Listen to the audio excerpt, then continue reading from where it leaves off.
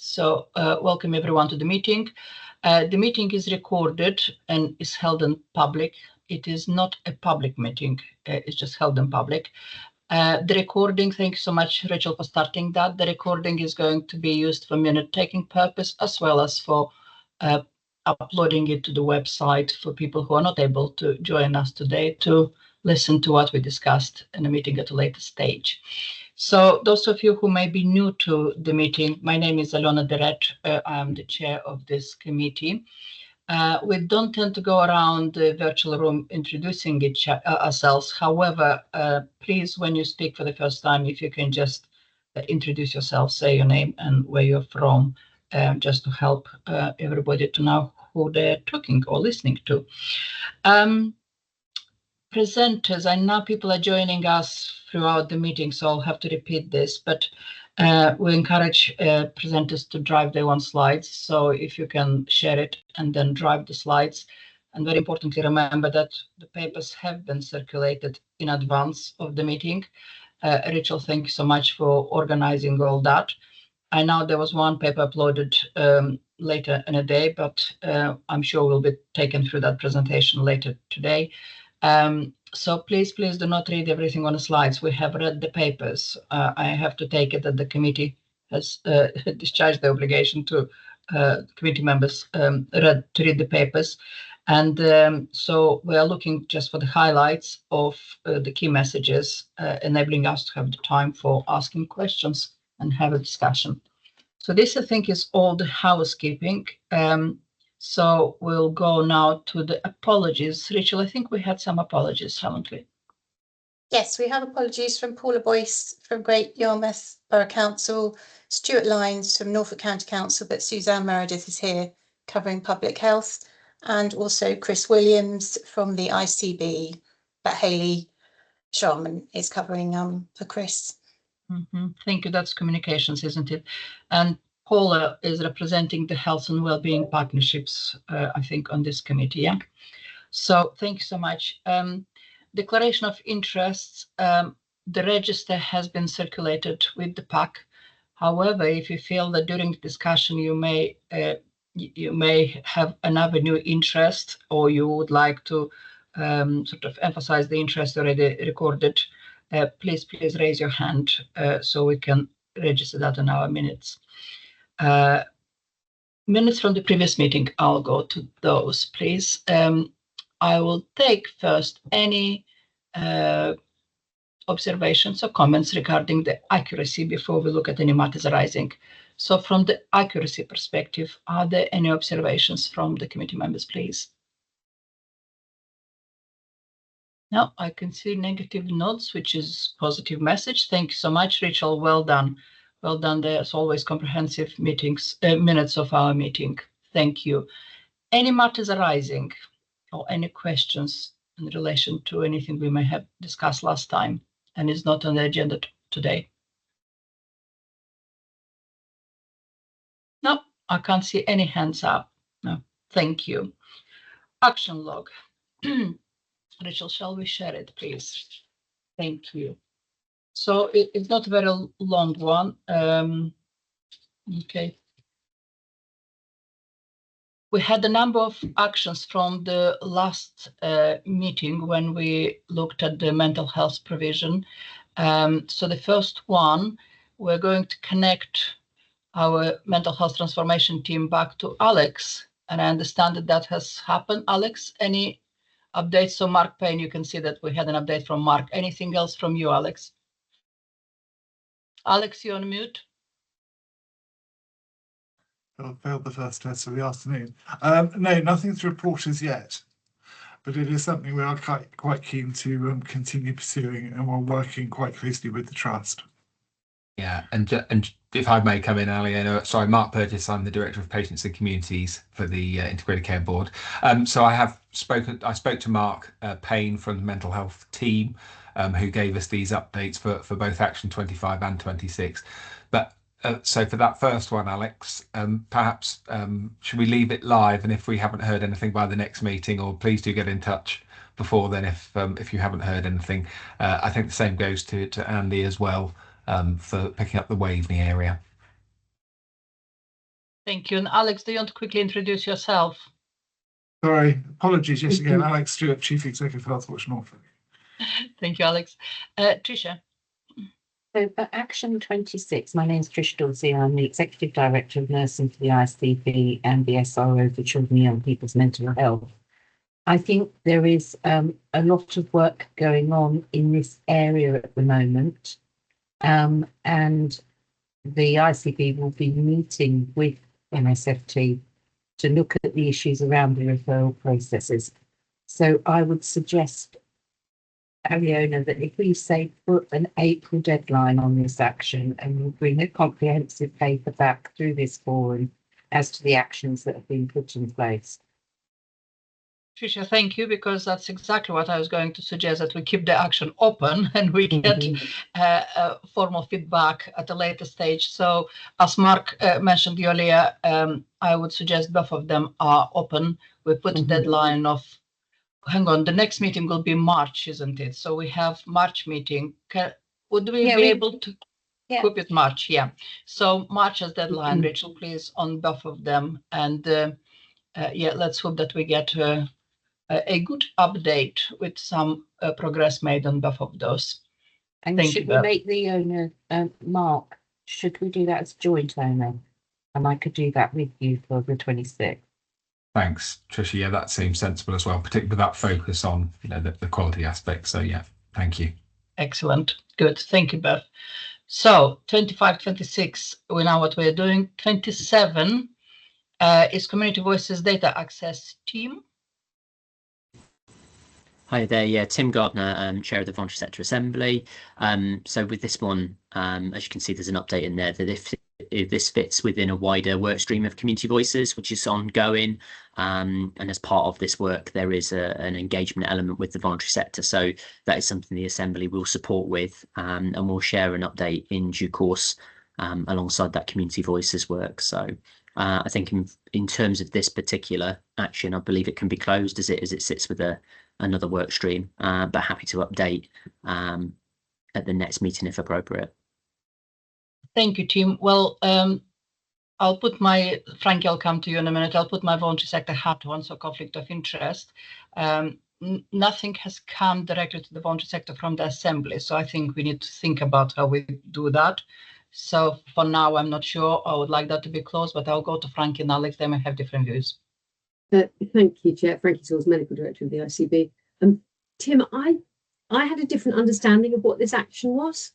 I understood that this action was for you to go and tell other Assembly members and then disseminate it out further how they can access the specific data tool, not how they can. Yeah, so it was actually so that they can use the dashboard, the Population Explorer dashboard. So it was quite a transactional thing. It wasn't for you to do a great big piece of work. It was literally so that you would just share the link so that everybody knows who to contact and how to see it. Correct. Yeah. That is, yeah. Sorry, I know that Shelley's got her hand up and she might be able to come in on this one because it sits under that Community Voices work stream. So Shelley, do you? Yeah, I don't think it's anything to do with Community Voices work stream. I think it's literally, can you access the dashboard, the Explorer dashboard, which we've now issued. And I don't think VCSE partners have got access to it yet. I think it's literally about that. We've conflated two things. I thought That was it was my the take, Frankie, too, yes. I thought it was the Insight Bank from Community Voices, actually, the Power BI platform that we have for, which is hosted on the same platform as Data Explorer. So which is Data Hub. So this is all wrapped up in a bigger issue, which is around voluntary sector access to our data platforms, because not all of the voluntary sector can access the data platforms as it stands because they're not all compliant with our GPST toolkit. So there's a bigger piece of work, which is what Tim was alluding to, which is a work stream of the Assembly to look at how we make our data platforms accessible. So at the moment, whether we could share that link, Frankie, and a voluntary sector organisation could access either the Explorer dashboard that you're referencing or voluntary sector Community Voices dashboard, would depend on whether they have the appropriate permissions to do that. The big charities often do, those that we commission and contract with, like Voluntary Norfolk as an example, they are GPST compliant, but a lot of voluntary sector organisations don't have that compliance, so it's wrapped up in a bigger issue about how we enable that data sharing. So it is quite a complex issue.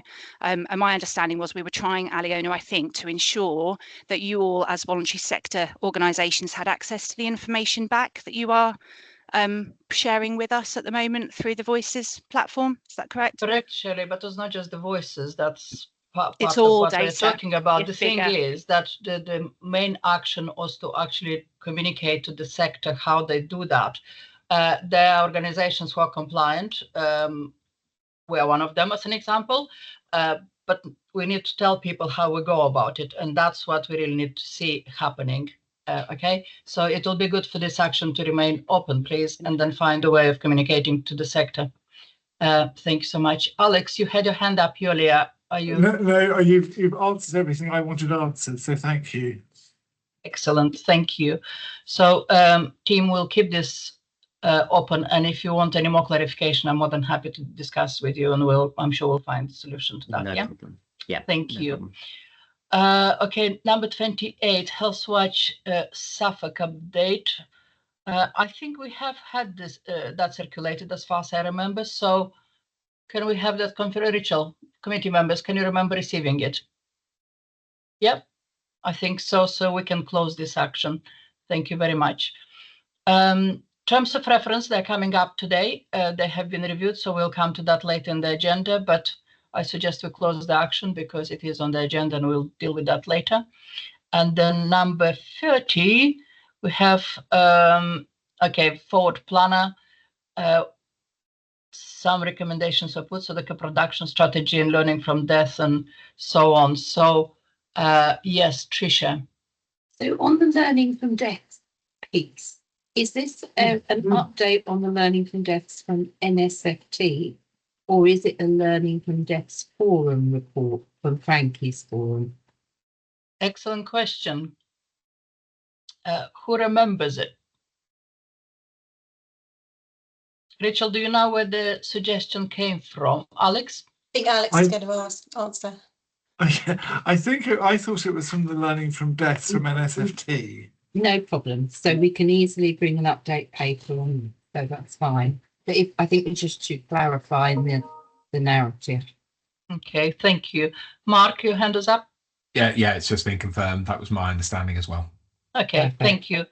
So thank you all. So Rachel, we can just update that and then add to the forward planner. Thank you so much. I suggest we close it now. We have had the clarification. Thank you very much indeed. Moving forwards, Mark, we're coming to you. The risk register, please.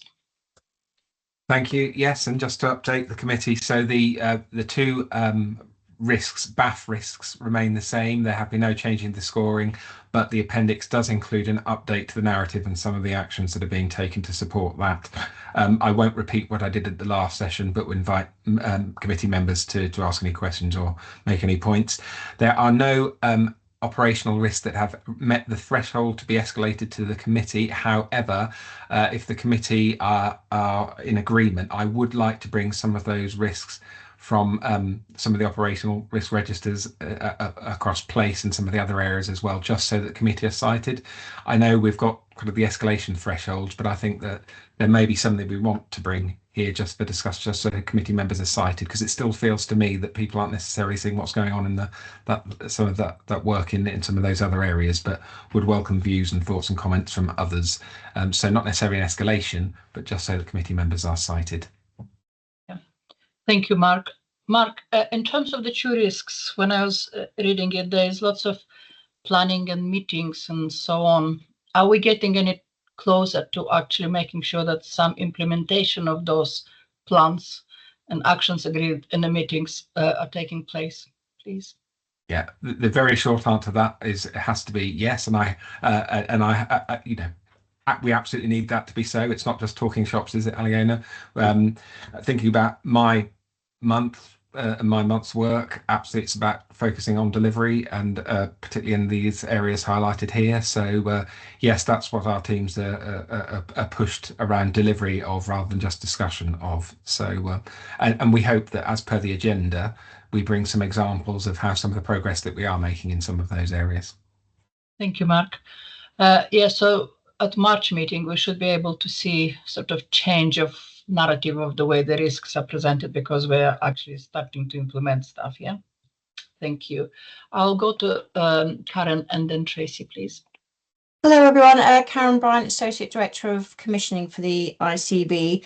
I did wonder whether an additional control on the health inequalities risk was around the excellent work that sort of Tracy, Evelyn in quality are doing around the QIA health inequalities panels, because we're in the difficult financial situation that we're in, but actually we're making sure we understand impacts for on any decisions. So I do think that's a really helpful control that we should highlight. Thank you. Agree, Karen. Any observations or support of what Karen is talking about before I go to Tracy, please? Yeah, I can see thumbs up. Thank you. Tracy. Yeah, I just wanted to come back to the comment that Mark made about the operational risk coming to this committee for discussion in respect of Place. So from my role as Tracy Williams as the clinical advisor for Norwich Place and Place Board Chair, and also Health and Equality, I think that'd be really helpful to have that kind of, we've had focuses at the Patient Community Committee about our places. We've got the Norwich update today, so I think some of those kind of challenges and those operational risks that those teams experience would be really helpful to have here, so I support that. Thank you. Is the committee in agreement that we start bringing some of those risks? Mark? Mark, you're on mute. Sorry, I clicked off rather than on. Typical. Thank you. Sorry, apologies, everyone. I was going to respond to Karen's really good point, actually. There's an awful lot of work happening. I don't think it's a secret in the NHS more broadly that, and across health and care, that there are significant budget pressures. But I'm really pleased to see that we do have that focus on equalities and the impact. And so just to state on record, actually, my thanks to Tracy and many others who have put in a very significant number of hours over the last couple of months to make sure that that is done correctly, and it is informing the decisions that we take as an ICB. So thank you for raising it, Karen. It's a really good point. Excellent. Thank you. Thank you. Tricia? Karen, the champion. I have to say thank you, Karen, for raising it as a control. I suppose my only thought as I'm listening to this conversation on risk is the need for us to have that clarity on which committee is actually holding the risks, because there's a huge amount of work, Aliona, as you're aware, going on within the organisation at the moment to look at the ball risks, the bath risks, etc. And it's essential that we have clarity of accountability, but also then be able to articulate the codependency between communities around the risk. So I just wanted to perhaps put in a cautionary little note there that it's probably, whenever a new risk is identified, it's probably worth a conversation with the chairs as to where they feel is the most appropriate oversight to be provided. Tricia, thanks so much for raising that, because I guess that will link very much to the operational risks Mark was talking about. And we do have now a meeting of the chairs of all the ICB committees. Anyway, the meeting of the NEDs, chairing the ICB committees, to correct that. And that is a very good forum for us where we can discuss those risks, but we just need to be careful that we don't place, I'm making this up, but don't place everything in commissioning and performance and not thinking about the quality issues, which will have to be escalated to quality committee or the patient's experience. Yeah, so that correlation, we must not lose sight of it. And I am just wondering, when whichever committee holds the risk, operational risk, I'm wondering if can be made very clear where there is a correlation to another committee, and that needs to be sort of linked to the chairs of those committees in a more proactive way rather than hoping that it will happen. So I'll leave this for you as execs to think about it, finding a way to proactively actually highlight those operational risks which may have impact on the work of other committees. Without the accountability changing its position, is more about making sure that they explored by the right committee from that committee's perspective. Thank you all. Anything else in relation to the risks identified in Mark's report on the risk register? I can't see any hands up. Mark, thank you very much, and thank you everyone for your thoughts and the very helpful additions to and contributions. Thank you. Rachel will capture that in a minute, and then we'll make actions from that, please. Okay, so today's spotlight is on the waiting times, and so we have 4 areas we're going to look under that item, and that will be the feedback which Healthwatch received in relation to patient experience and waiting for whatever procedure and acutes. Alex, I think that is your report you included for us for today, and I'll pass it on to you in a minute. That will be followed by Mark, who is covering for John from complaints. So we'll be looking at complaints and feedback and concerns. And then we'll go to the long wait data, which Mark Dooley is going to present from the strategic plans care team perspective. And then we'll look at an example at place of a project which supports people waiting well whilst they're waiting for their procedure. So it's 4 elements to it. And Alex, I'll go first to you, please. Thanks. I'll be very quick and I'll take the paper as read. And I suppose the thing I would like to highlight is that the number of feedback we have received, written feedback, is 44 pieces over a 12-month period. But we do get calls on a daily basis about waiting times and how to complain. And that's sort of further borne out by a national report that came out today, being a pain to complain, which has come out from Healthwatch England, which has hit various national newspapers as well. The sort of, I think that what I would say is that people all understand that they're going to have to wait for stuff. That doesn't bother them. But what constantly comes out is the fact that they're not communicated with in any form or shape whatsoever, and feel like, it's the infamous stroke patient when they're going home. They feel as though they've dropped off the ledge or dropped off the, the edge of the cliff. People are quite happy to wait and can sort out how they're going to cope with the wait. So if they're in extreme pain, for example, they will look at tactics in order to cope with that pain moving forwards. I think the various case studies I gave sort of demonstrated that were patients provided with up-to-date and appropriate sort of contemporaneous information between referral and treatment, when that did happen, they experienced a really high level of satisfaction. Unfortunately, that's not the case. And my final 2 examples and Ms. Dorsey has already been taking the mickey out of Ptolemy and Toby, but I needed to think of 2 names that I could use that wouldn't be particularly well known necessarily in Norfolk. But I think that they illustrate the high levels of frustration that people are experiencing in relation to organisational bureaucracy. And these are all things I feel very strongly that we need to overcome.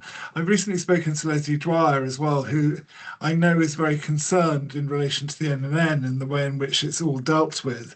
And that if they can make something last 8 weeks or 12 weeks, they will do so rather than just grasping the nettle, dealing with it, ringing patients or carers up and saying, really sorry you're experiencing this level of difficulty. What can we do to try and alleviate or ameliorate the problem? So I really, my kind of recommendation really is what I would come to is that we consider proposing that there is an audit undertaken of all 3 trusts. I don't know, doing 6 to 10 complaints in each in relation to waiting lists, and actually speaking to the patients to see how they're being dealt with. And apart from that, it's that the committee should make the report. Thank you, Alex. Kathy.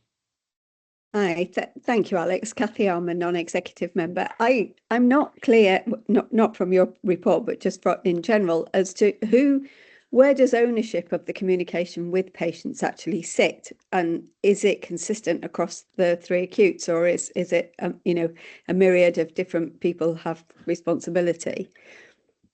I think Frankie'd probably be best placed to answer that. Please, Frankie. Okay, thanks, Frankie.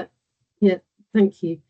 So 2 things. In answer to your specific question, Kathy, that responsibility lies very squarely with the provider whose waiting list you're sitting on.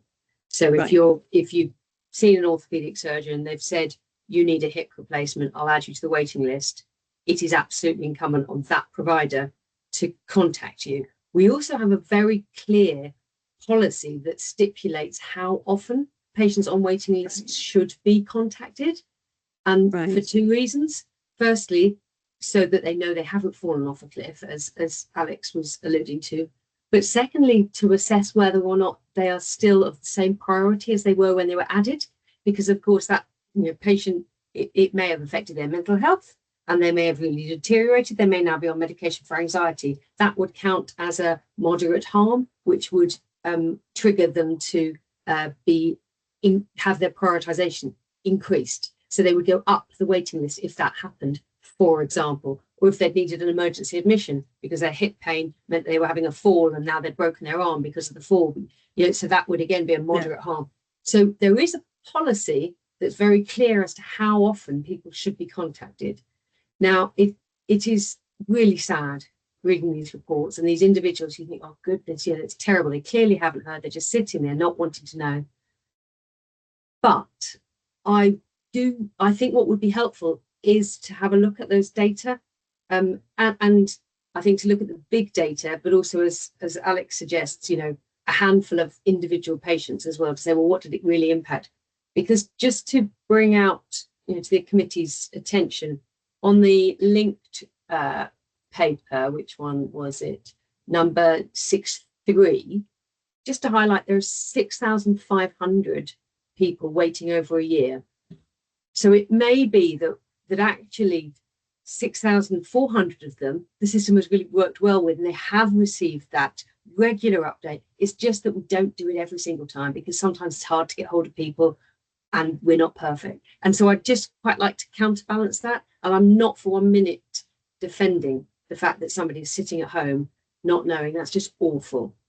But on the other hand, I really do not think it's all 6,500 of them sitting at home not knowing. Actually, the vast majority ought to be getting contact, you know, every 3 months or every 6 months, depending on, you know, the exact procedure.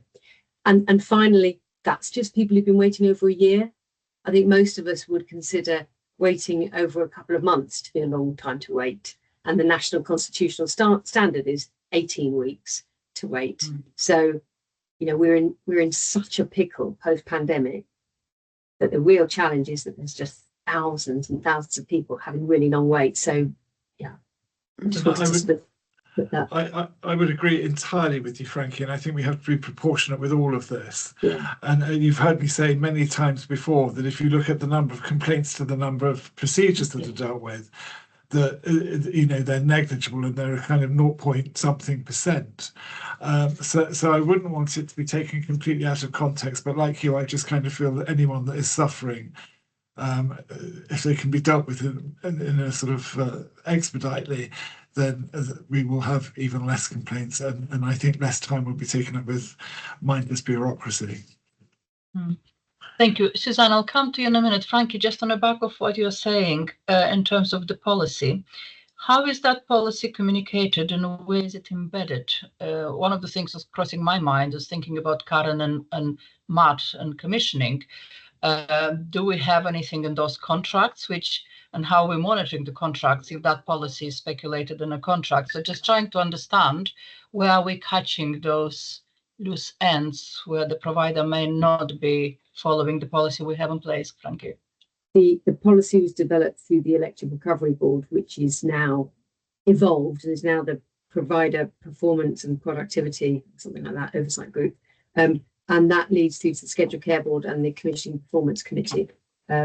So I'm sure Karen could dig in and find out exactly, but that's where it's come from, and it's been agreed with all of our providers. And in fact, I think they're reviewing it again at the moment from memory. Sorry, I've been, apologies. No, sorry. No, Tracy, I can't talk now. Sorry, apologies. It was urgent matter here, and my signs didn't quite work, so I had to speak. Apologies for that. Okay, so Karen, can we leave it with you and Matt and just see sure. where all that is sitting, please? Thank Yeah. you.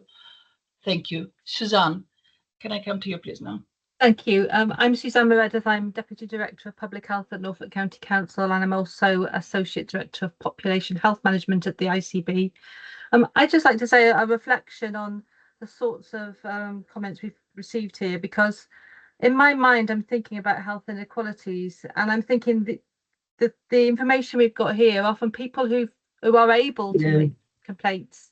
And I'm thinking, and also that associated data report that Frankie referred to, I can't see anything there that's looking at health inequalities. And I'm thinking, as we move forward and start to refine the way we look at data, we really ought to be looking at health inequalities and think of the people who didn't make a complaint as well as the people who did. Thank you. A good point made, Suzanne. Thank you. Tricia? I think I know the conversation about policies, etc., but for me, it's about, are we confident as a committee that they're being implemented? So Alex made the point about doing a deep audit, and I think I'm quite attracted to that, actually. From personal experience, I'm on a waiting list. I've had no contact for a year. Actually, thankfully, I'm all better, so I don't need to be on that waiting list. But actually, I should be cleansed out, which would give the trust that I'm under a much greater understanding of what actual planning they need to do to address the demands and the needs of the patient population they've got. So I just think I'd quite like an audit in some specific areas. Thank you, Tricia. Karen? Hi, just picking up on Suzanne's point. In the sort of recently published elective recovery guidance, there really is a sort of focus around health inequalities and the potential of sort of a health equity and referral to treatment tool, and sort of quarterly review to better understand. So that definitely is focus in there. So we will be picking up in terms of an implementation plan. Good, thank you. Is a quite a good and solid piece of work to come out from just this little discussion we had here. I think we do need to get a better understanding what's what and how the implementation is going and where we have problems which need addressing.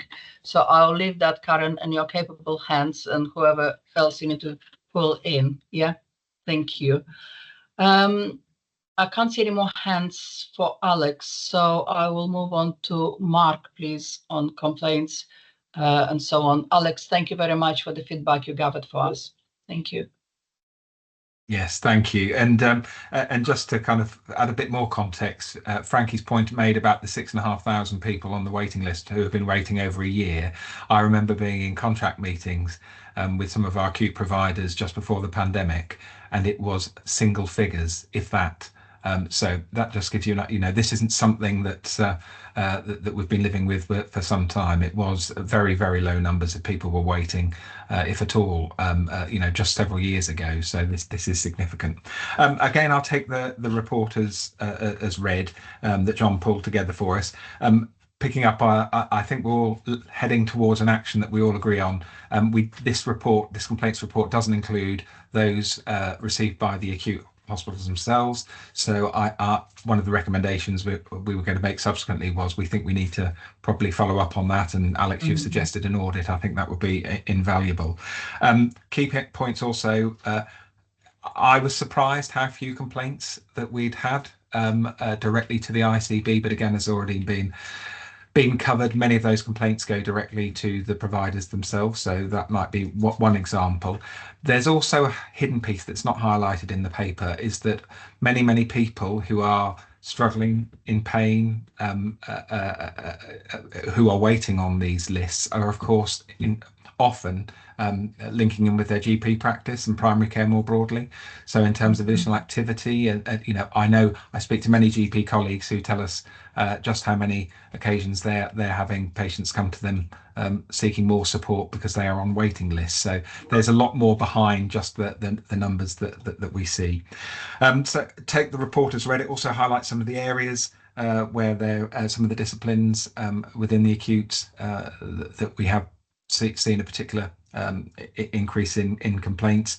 But I do think, as Alex has suggested, really getting behind the data and thinking about what are we seeing at the acute would be the key next step for us. And importantly, these complaints, I see there's a real opportunity for us as an ICB and actually us as a committee to say, well, where are we not doing as well as we could? And importantly, Aliona, going back to your challenge, what do we need to do differently to try and make it better? But very happy to take any questions. Thank you, Mark. Thank you. And I think if we reading this report, it states that we don't have the data. We don't know how many complaints went to the acutes directly. It'll be good to know, but also look at exactly in which area of medicine those are. It will help us triangulate also with what we're finding when we're looking at the data and see who is performing and how and so on. So I think if you don't mind going back to John, just to make sure that we do ask that question of the acutes to tell us exactly. If possible, to look at primary care, because there will be, I'm sure there'll be a trend in primary care where people are contacting the AGPs to say, I've been waiting for my hip replacement now for however long. So we just need to make sure that we pick up that data too, so it's not just in acutes, because there will be a sort of a thread across them. Absolutely, and our colleagues at the LMC, the Local Medical Committee, also raise this issue with us frequently, as you'd expect. Yeah, thank you, Mark. Tracy. Yeah, I think just to add to that, I think it is important to correlate that data, because also I think clarity as to where people might be complaining, because they might not be complaining because they're having a long wait as to where we think they might. So I think there is that sort of triangulation of, you know, different sources. That's really important. And I do think it's also recognizing that, you know, some of our more underserved communities don't always kind of feel they can complain and do complain. So there's something about what about those people that aren't complaining, that aren't being heard. So that's always something that I would want us to think about, how we capture that. And then overall, we know when those electives take place, something about what's the overall kind of, you know, feedback and insights from people having waited a long time. I think there's something there that would be really interesting to do that and learn and reflect upon that as well. Thank you, Tracy. Emma. Hi, Emma Ratzer, board member for VCSE Assembly.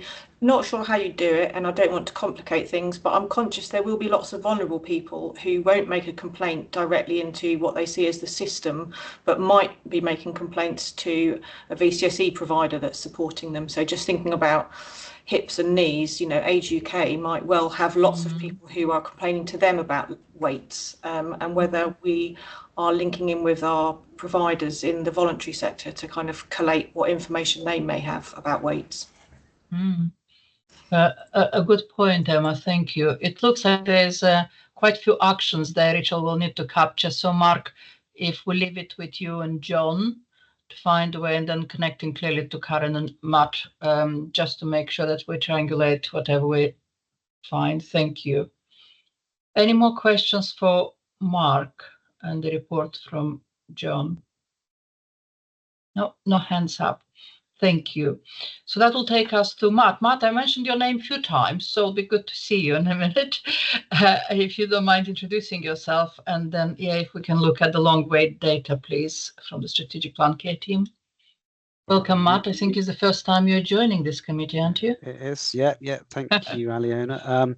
Mark and Frank, you've touched on some of my points already. So, I mean, they could have done this between them. So hopefully the slides in the pack are a helpful bit of a guide. The Commission and Performance Committee receives quite a lot of detail on specific elective challenges, so I didn't want to replicate that here. So I thought I'd provide a little bit of a backdrop for context, because this goes quite back a few years now, doesn't it? So Matt, and that because it's recorded, and also some people may not know who you are. Would you mind introducing yourself? Yeah, of course. Please? Yeah, Matt Dooley. I'm the Exec Director for Commission and Performance at the ICB. Thank you. Thank you.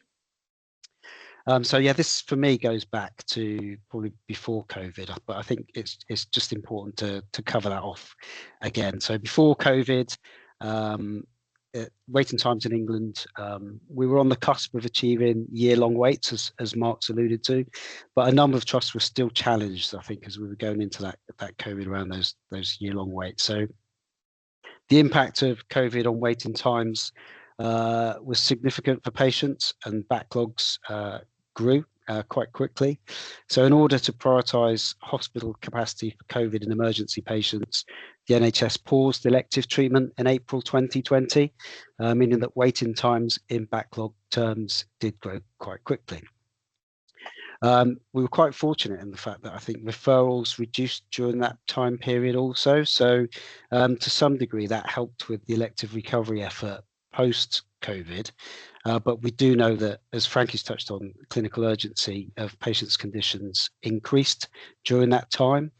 So I think during COVID, post-COVID, clinical prioritisation around urgency has and remains a focus of how patients are managed on waiting lists, probably more so than ever before. So the accompanying slides, they literally illustrate a little bit of a snapshot of the numbers of patients waiting.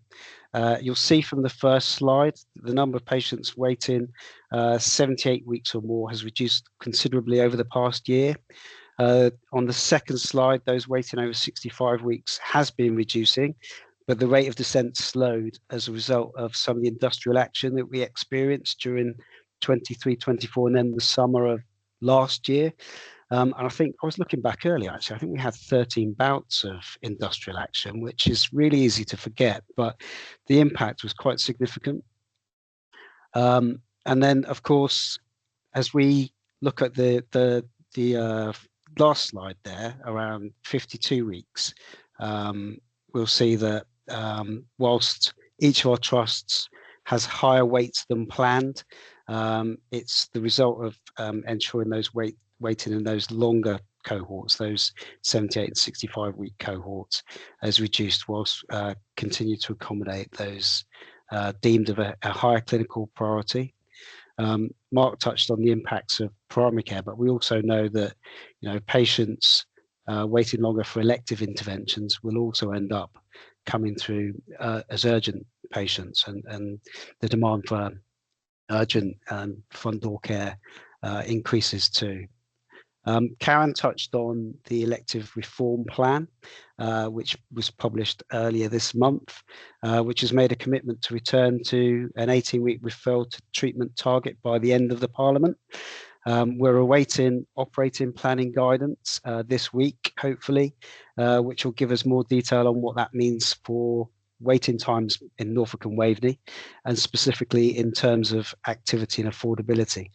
We know that we are considerably pressured financially as a system, and therefore I think we're going to have some really difficult conversations around how close can we get to delivering the government's ambition for next March against what can we afford to do. And I think until we've seen what's in the guidance, it's hard to say how we might go about that. But as part of our planning process, we'll be working as a system to review how we can achieve improvements to our waiting times against that ambition, whilst we continue to ensure that we're reducing those long waits. And I think indication is that 52-week waits will be the long wait backstop to ensure that we're still focused on ensuring that patients that are waiting a long time are treated, because otherwise I think we end up with, as we did some years ago, a bit of a perverse incentive where patients can be treated. The more patients you treat under 18 weeks,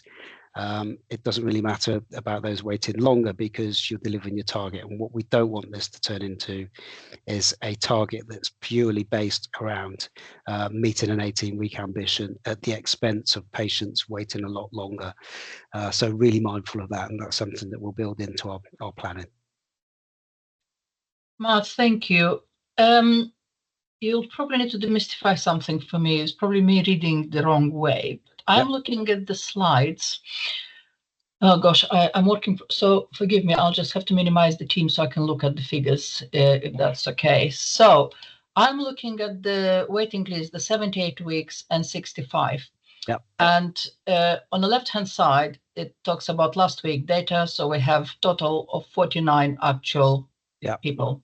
Yeah. If you look down, it says top 10 specialties. I knew you'd ask that. So I've borrowed this dashboard from a fairly fixed BI dashboard, so it doesn't quite give us everything that we wanted to.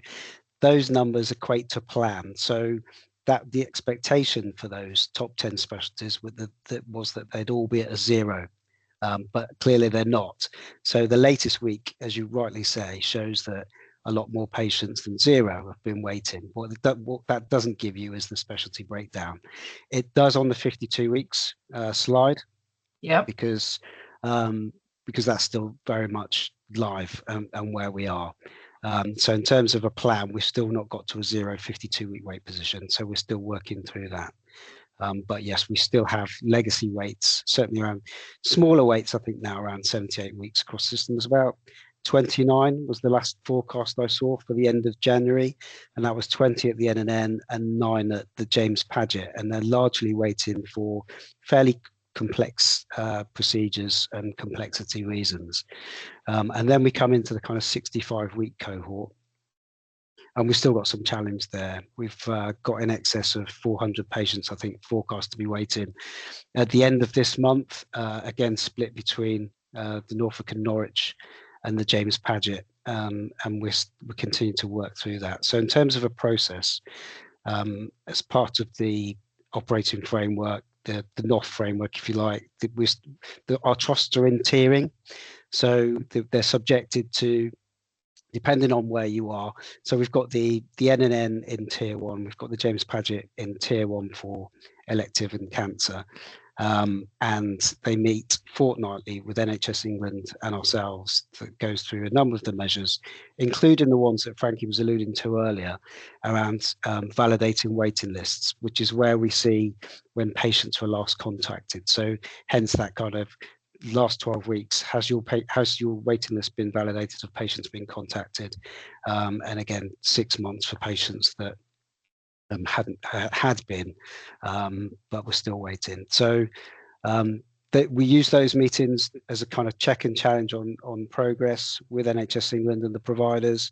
They talk us through their latest positions, their forecast positions, and we're able to look at what they've dated, what they've not yet dated, where their capacity challenges might be, how there might be mutual aid opportunities to work together in a different way, where there are workforce constraints, because quite often there are resource restrictions in terms of how we can see some of our patients in a timely way, and that might be down to sickness.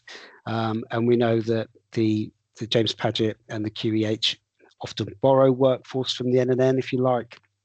So they're subject to clinician availability and have a lot less ownership of their positions from that perspective. I think we've got a huge opportunity in Norfolk and Waveney as the 3 providers start to move towards a group model. So from my perspective, I'm really interested to see over the course of the next year how we deliver the 18-week ambition and our long wait recovery as a system, and less about how we do that as providers.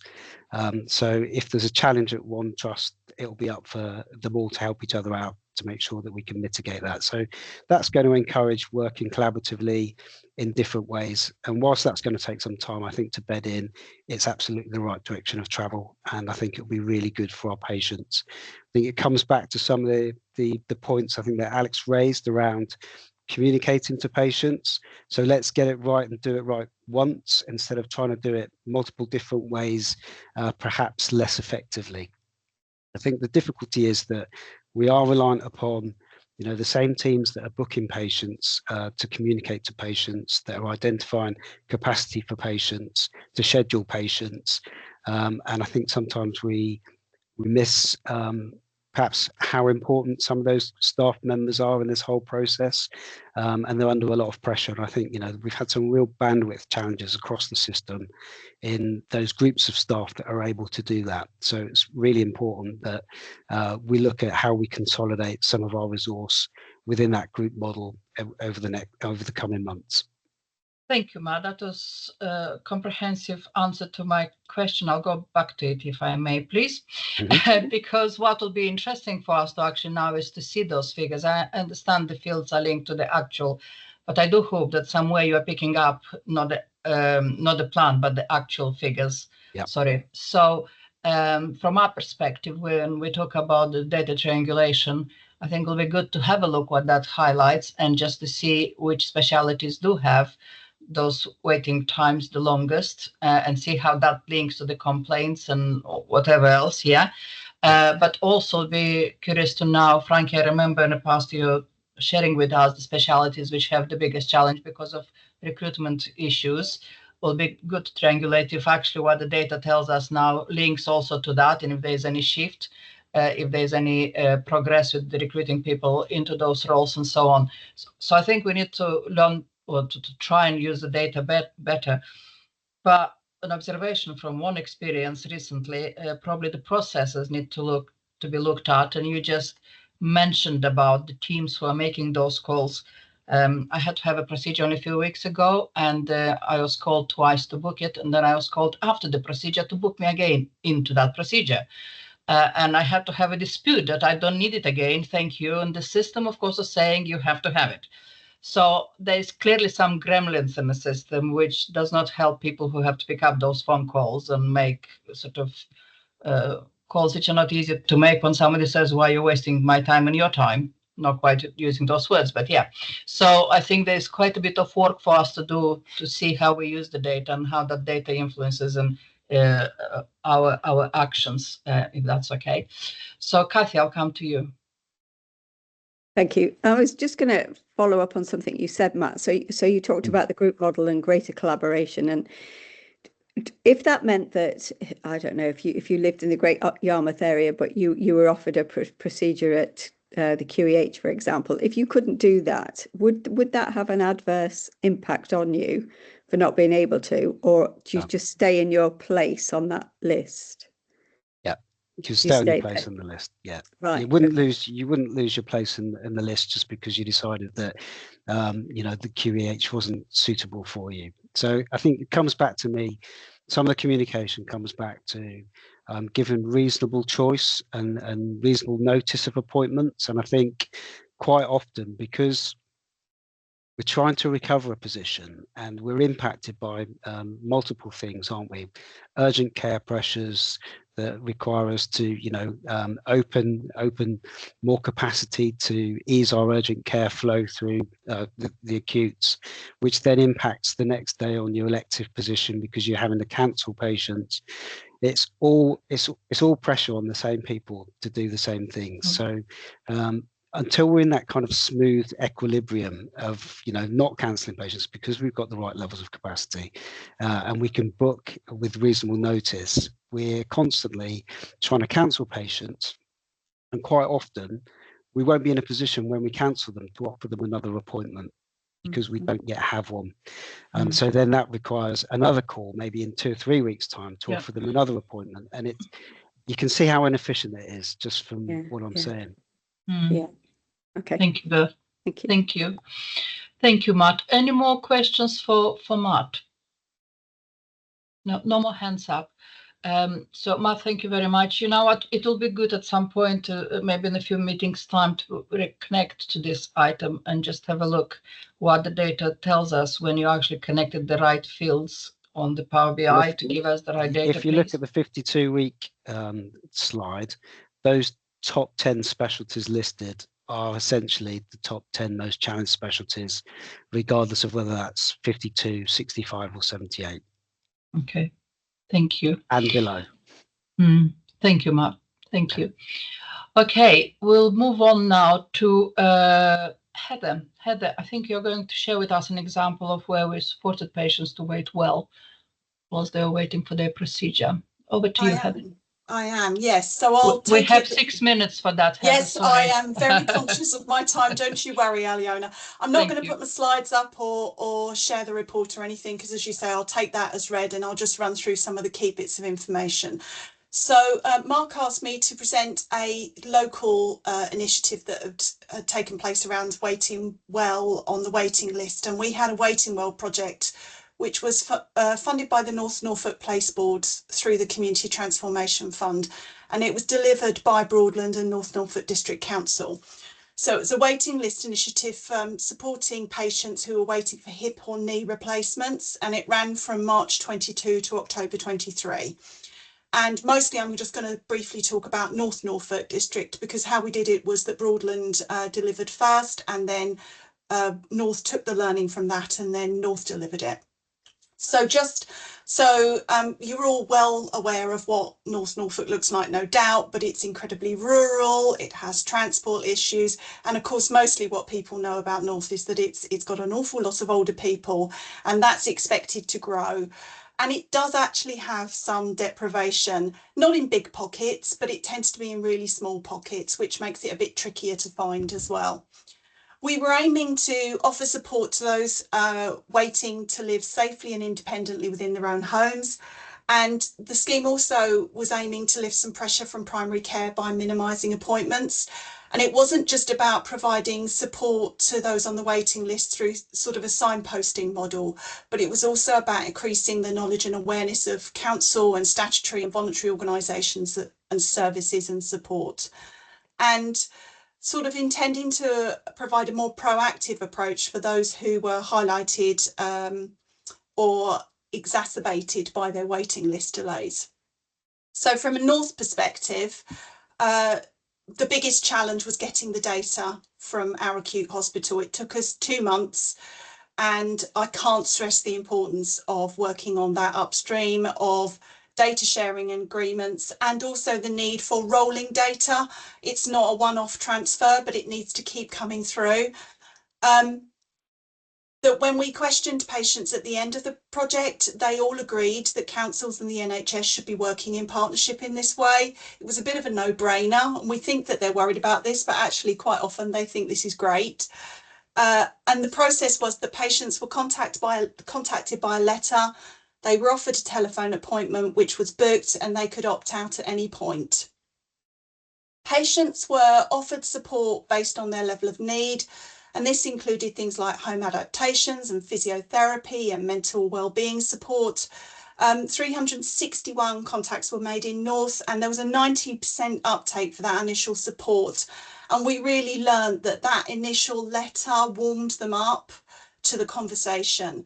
And then a further 100 of those people accepted a follow-up conversation because they wanted to be checked in to check that everything was going okay. The major success for the project, if I'm really honest, was the individual that delivered it. And again, it's really important that you have the right personality. He was really focused on the patient experience. He had a very personalised, holistic approach, identifying a wide range of needs and really focusing on quality, not just quantity, in fact, more quality than quantity. And he did hold complex cases and carry out follow-up calls. So I think all of this led to a really good take-up of the service, and it's been really interesting listening to the discussion, because one of the things of note was that 30 of the people that they contacted had already had their treatment. So it just shows how, you know, the timeliness of that data is really important. Some of the work they did was maximising people's benefits or their ability to self-fund their aids and adaptations, which avoided the need for therapy referrals. But it also provided that additional touch point that you were all talking about earlier from the hospital, between the hospital and the patients, particularly for those vulnerable people who felt that they were forgotten. That was really important. And I mean, undoubtedly, it will have contributed towards falls prevention and hospital admission avoidance, as the patients were referred before they reached crisis point. The worker also helped with kind of more quirky things. And again, you mentioned about complaints. Some of what they did was support patients to link in with their PALS services and complaint services, because they weren't really clear about how to do that. So it's a really holistic approach. So just in terms of lessons learnt, well, the role continuing would have been fabulous, but of course we've got limited funding, and as boards we have to move on to the next thing that we're trying to work up.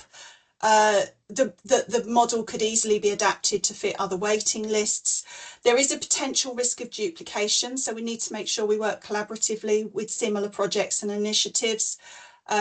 There's a wide range of support needs for this cohort of patients. Some can be resolved in one conversation, but others may need more ongoing support, and expecting patients to self-refer to all of these different complex services is really quite unrealistic because it's really complicated for them. And that the project would have been more efficient and effective if it was available across all of Norfolk and Waveney and all 3 acutes rather than just an NUH North project. So following on, we took the learning from it, and the 2 districts are currently funded to deliver a Frailty and Falls project, which offers the same sorts of support and advice, but it's for anyone over 50 who attends NNUH emergency department following a fall and then is discharged direct from there. There's a challenge about delivering these projects, these types of projects, as we said, because it's a limited funding stream. North had about 50,000 for 23-24 to deliver projects. So if it's going to transform and innovate, it needs to keep moving on to try new things. And of course, then what you do is you lose what you've already learnt in that previous project. And this leads to a challenge on how we continue successful projects where the evidence base for cost savings may take more time to be seen. And so with this latest Frailty project, we made sure we built in more evaluation from trusted research methods to make sure that we can evidence better the outcomes and the outputs from the project. That's it. Thank you. And Thank you, 1 minute over. Apologies, Aliona. Yeah, well, let's see how we do it. Some questions, Heather. Thank you. Heather, I read that with interest, and the outputs page sort of made me think about, I understand the role of the person you have in place, and I can see how somebody coordinating everything for a person makes complete sense. I am just curious now, from those cases where there was a referral or signposting elsewhere, what happened to those people? Do we have the evidence that they actually have taken up the offer from another agency? Because there's quite lots of signposting and referrals. And whilst we can do that, we can't assume that the agency we're signposting or referred to is going to be able to pick up that piece of work and run with it. So I'm just wondering if you have any insight into what happened into that activity. So is the initial contact, and then you have any support afterwards, and any support from that initial contact, which I'm curious about. Yeah, it's mixed. So with some, because there was some follow-up, we then were really clear that they picked up on what they'd been signposted to and they used it. We also heard anecdotally about somewhere there were problems. So there were some issues around a physiotherapy pathway where the worker did a lot of unblocking to get people through that. So some of that actually identified the blockages because the patient was coming back and saying, I'm not getting anywhere on this. Can you help me?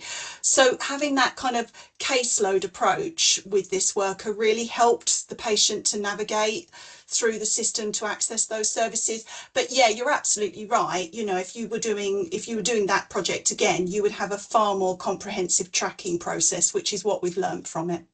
Good, thank you. And you're applying that in the falls prevention now? Yeah. Yep. Thank you. Any other questions for Heather?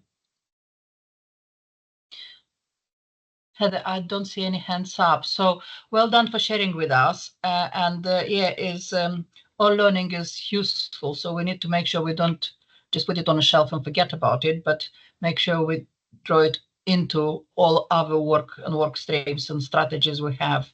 So the more you can share about your findings and the experience, the better, please. But thank you so much for sharing with us the outcome of this project. Thank you, Heather. Thank you. Okay, so we're going to move on now to item 7, is the Place Board report for Norwich. Now, I think we have the whole of 15 minutes for that, 7 of which is a video. So I'm looking here at Claire, Sarah, and Tracy, and I'll give you the challenge of doing it all in less than 15 minutes, so we have time for questions, please. We'll try very hard, Aliona. So I'm just going to do a very brief introduction. So we're really pleased to give you an update today from Norwich Place, so the last in your series of having the place updates of all 5. Norwich as a place has a really kind of long history of very strong partnership working and good collaboration, so you'll hear a bit more about that today. And I think just going on from what Heather said, you know, there's some work underway that you'll hear about that really does focus on the needs of the population in Norwich, very much thinking of what an urban population looks like, very different to a more rural and a more older population that we have in some parts of Norfolk Waveney. So I'll hand over to Claire and Sarah, who'll introduce themselves. So enjoy our presentation. Thanks, Tracy. Thanks, Tracy. And so if you want to get the first slide up. So as Tracy said, I'm Claire LeBourne, and I'm here today with my colleague, Sarah Young. And as promised, when I came to the November meeting to talk about mental health from a place perspective, we're back today to give you a Norwich Place update. Next slide, please. So the key to place-based working is understanding our people and our communities. Norwich, as you'll be aware, has a predominantly working age urban population. We've got a greater mix of ethnicity than other parts of Norfolk and Waveney. We host a university. We've got 2 contingency hotels and dispersal accommodation for asylum seekers. We've got several hostels and supported housing schemes across the city, and we've got sheltered accommodation, housing with care and care homes. As this particular image highlights, Norwich is a fusion of the modern and the historic, but it's also a stark mix of affluence and deprivation. 39% of our population in Norwich live in core 20 neighbourhoods, most deprived areas in the country, and this means that we've got 55,500 of our residents who are at the greatest risk of the poorest outcomes. We've got a 10.4-year gap in life expectancy across the fine city. So one of our top priorities in working together is in reducing and tackling health inequalities. In terms of national benchmarking, we've got a high prevalence of alcohol-related illness and self-harm, lower levels of healthy eating, and relatively high hospital activity, particularly around stroke and heart attacks. We also have significant levels of mental health, which I explained previously. So to illustrate the issues, we've included a snapshot of the health outcomes for just one part of the city. So this is an overview of health data for 4 of our wards. As you can see, there's only one indicator there that's green. And sadly, that isn't a good news story, I'm afraid. That masks a prevalence of malnutrition in this area of the city. Some of you may remember this issue was highlighted at West Earlham Infant and Nursery School in the national media about a year ago. But the data doesn't tell us the whole story. It's important that we listen to our communities and hear what they're telling us. And that's especially the voices of people and groups who are seldom heard, or in some cases seldom asked. Recognising the value of these resources and the insecurity of the current funding arrangements, a proposal is in development for the community voices to become a shared framework for engaging with our communities across the ICS. So what are our people and communities in Norwich telling us? As you can see from this particular snapshot, community is seen as our biggest asset, but health and well-being is cited as our biggest problem. Unsurprisingly, no single organisation can address the complex health and social issues faced by the population that we serve here in Norwich.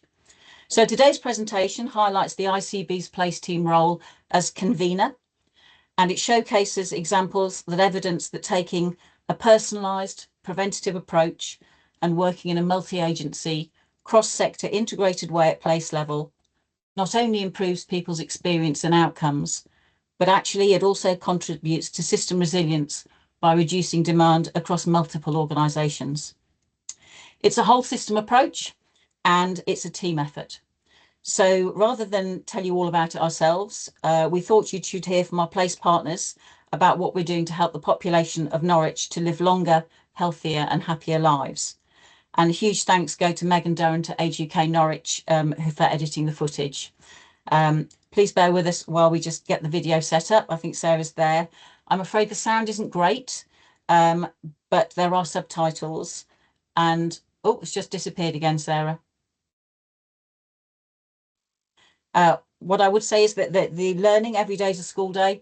We've learned that you shouldn't shoot a film in portrait, you should do it in landscape. So apologies that it's a bit of a narrow image and a bit on the quiet side, but you can read the subtitles. Thanks, Sarah.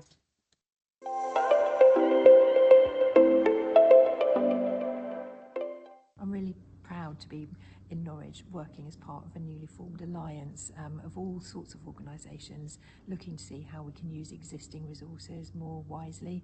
We've all got the same hurdles. We all know money's tight, demand is increasing, and we can see system wastage. However, if we work together, we can make sure that people can access things at the right time from the right people, and it gives us all organisational resilience as well. We all know that we're making a contribution, but we're not solely responsible for any one scenario or any one person. So why is it so important to work with people from other organisations?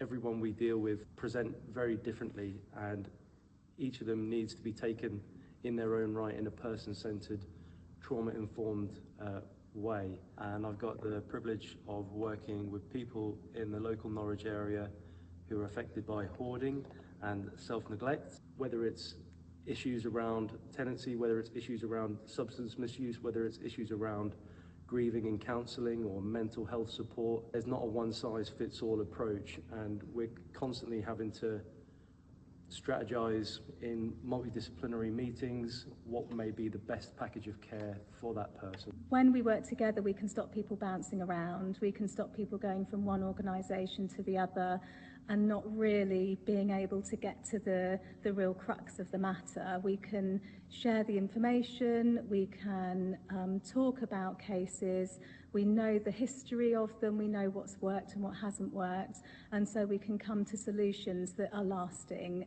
that increase people's resilience. And by working together, we can reduce or even mitigate the risk for people. Obviously not entirely, because we're all adults and we all live with a certain amount of risk. But that enables me to feel supported in my decision making, to have other people's views and opinions. Other people can have ideas. I don't like really the term thinking outside the box, but it is relevant in that someone can come up with something, suddenly you think, oh, I hadn't thought of that, just because they've got a different background and experience, and the agency or that they work for has a different way of working. They think differently. So working together means we're in a really good position to take opportunities when they arise. We know our local population, we know our local communities. We have some very complex cases coming through to our team, and it's important that we never ever think that we're the only ones that can solve the problems, that we work with partners and use their own expertise. We couldn't solve some of the issues on our own, and so we can come to solutions that are lasting, that increase people's resilience and that they can take forward into the rest of their lives. We can't take a one-size-fits-all approach to working with people. We have to rely on a multi-agency approach, pulling from different resources, different organisations across the city, whether that be social services, local drug and alcohol services, anything to do with the council properties. And really my work, whether I'm at their house working with them or strategizing what the best plan of action is pulling on the resources, expertise, knowledge of people from these different organisations, and really tailoring a bespoke package of care and framework of support to address people's home, health and happiness. I really enjoy working in partnership, but it can be challenging to get started. And once you do get started, it gets better in my experience. I think the biggest challenge we have is not actually redesigning the system itself or the model itself. It's actually the scale of investment into prevention. So we're trying to create a model which is centered around prevention, but actually the instability of the services we need within the model is, extremely challenging.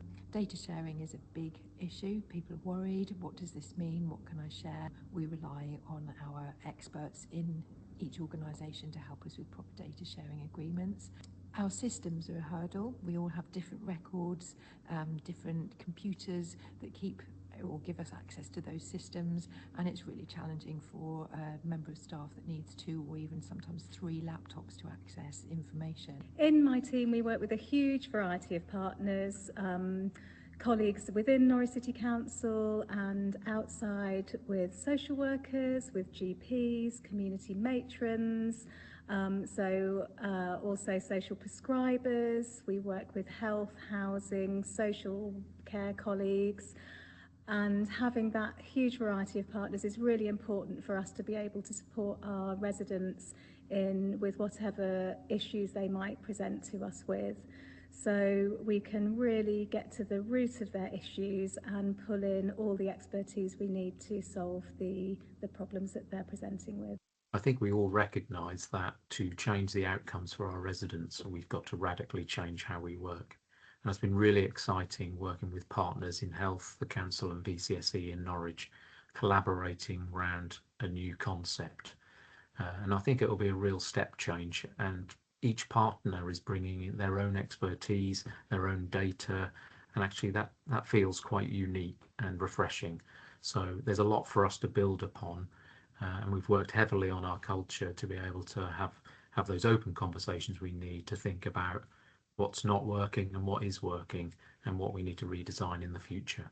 Something that's really important to us is that we're hearing what people's own problems are. We're not telling them what their problems are, and we're not trying to solve them as an organisation, but we're asking them what's really going on for you and how can we support you to meet your own goals. You know, with more local control and investment, we can make sure we secure the fundamental services we need for support now, and also maximise the investment which has been made, you know, over the last 4, 5, 10 years into some of those pilots and services. I'm very excited about the potential of the model, but equally I'm very frightened that actually we are going to go backwards rather than forwards. And you know, it's because we don't have that local control. Sometimes we can't, you know, invest our time, energy and effort into the things that everyone around the table is saying is the right thing for the city and the right thing for our residents. So Support Now is a really simple idea. It's about organisations from different sectors trying to help people in Norwich working together in a different way. It's built on really strong values. It's not built on any expectation or responsibility to come together. It's not built on money. It's just built on a belief that together we can do so much better for the people in the city.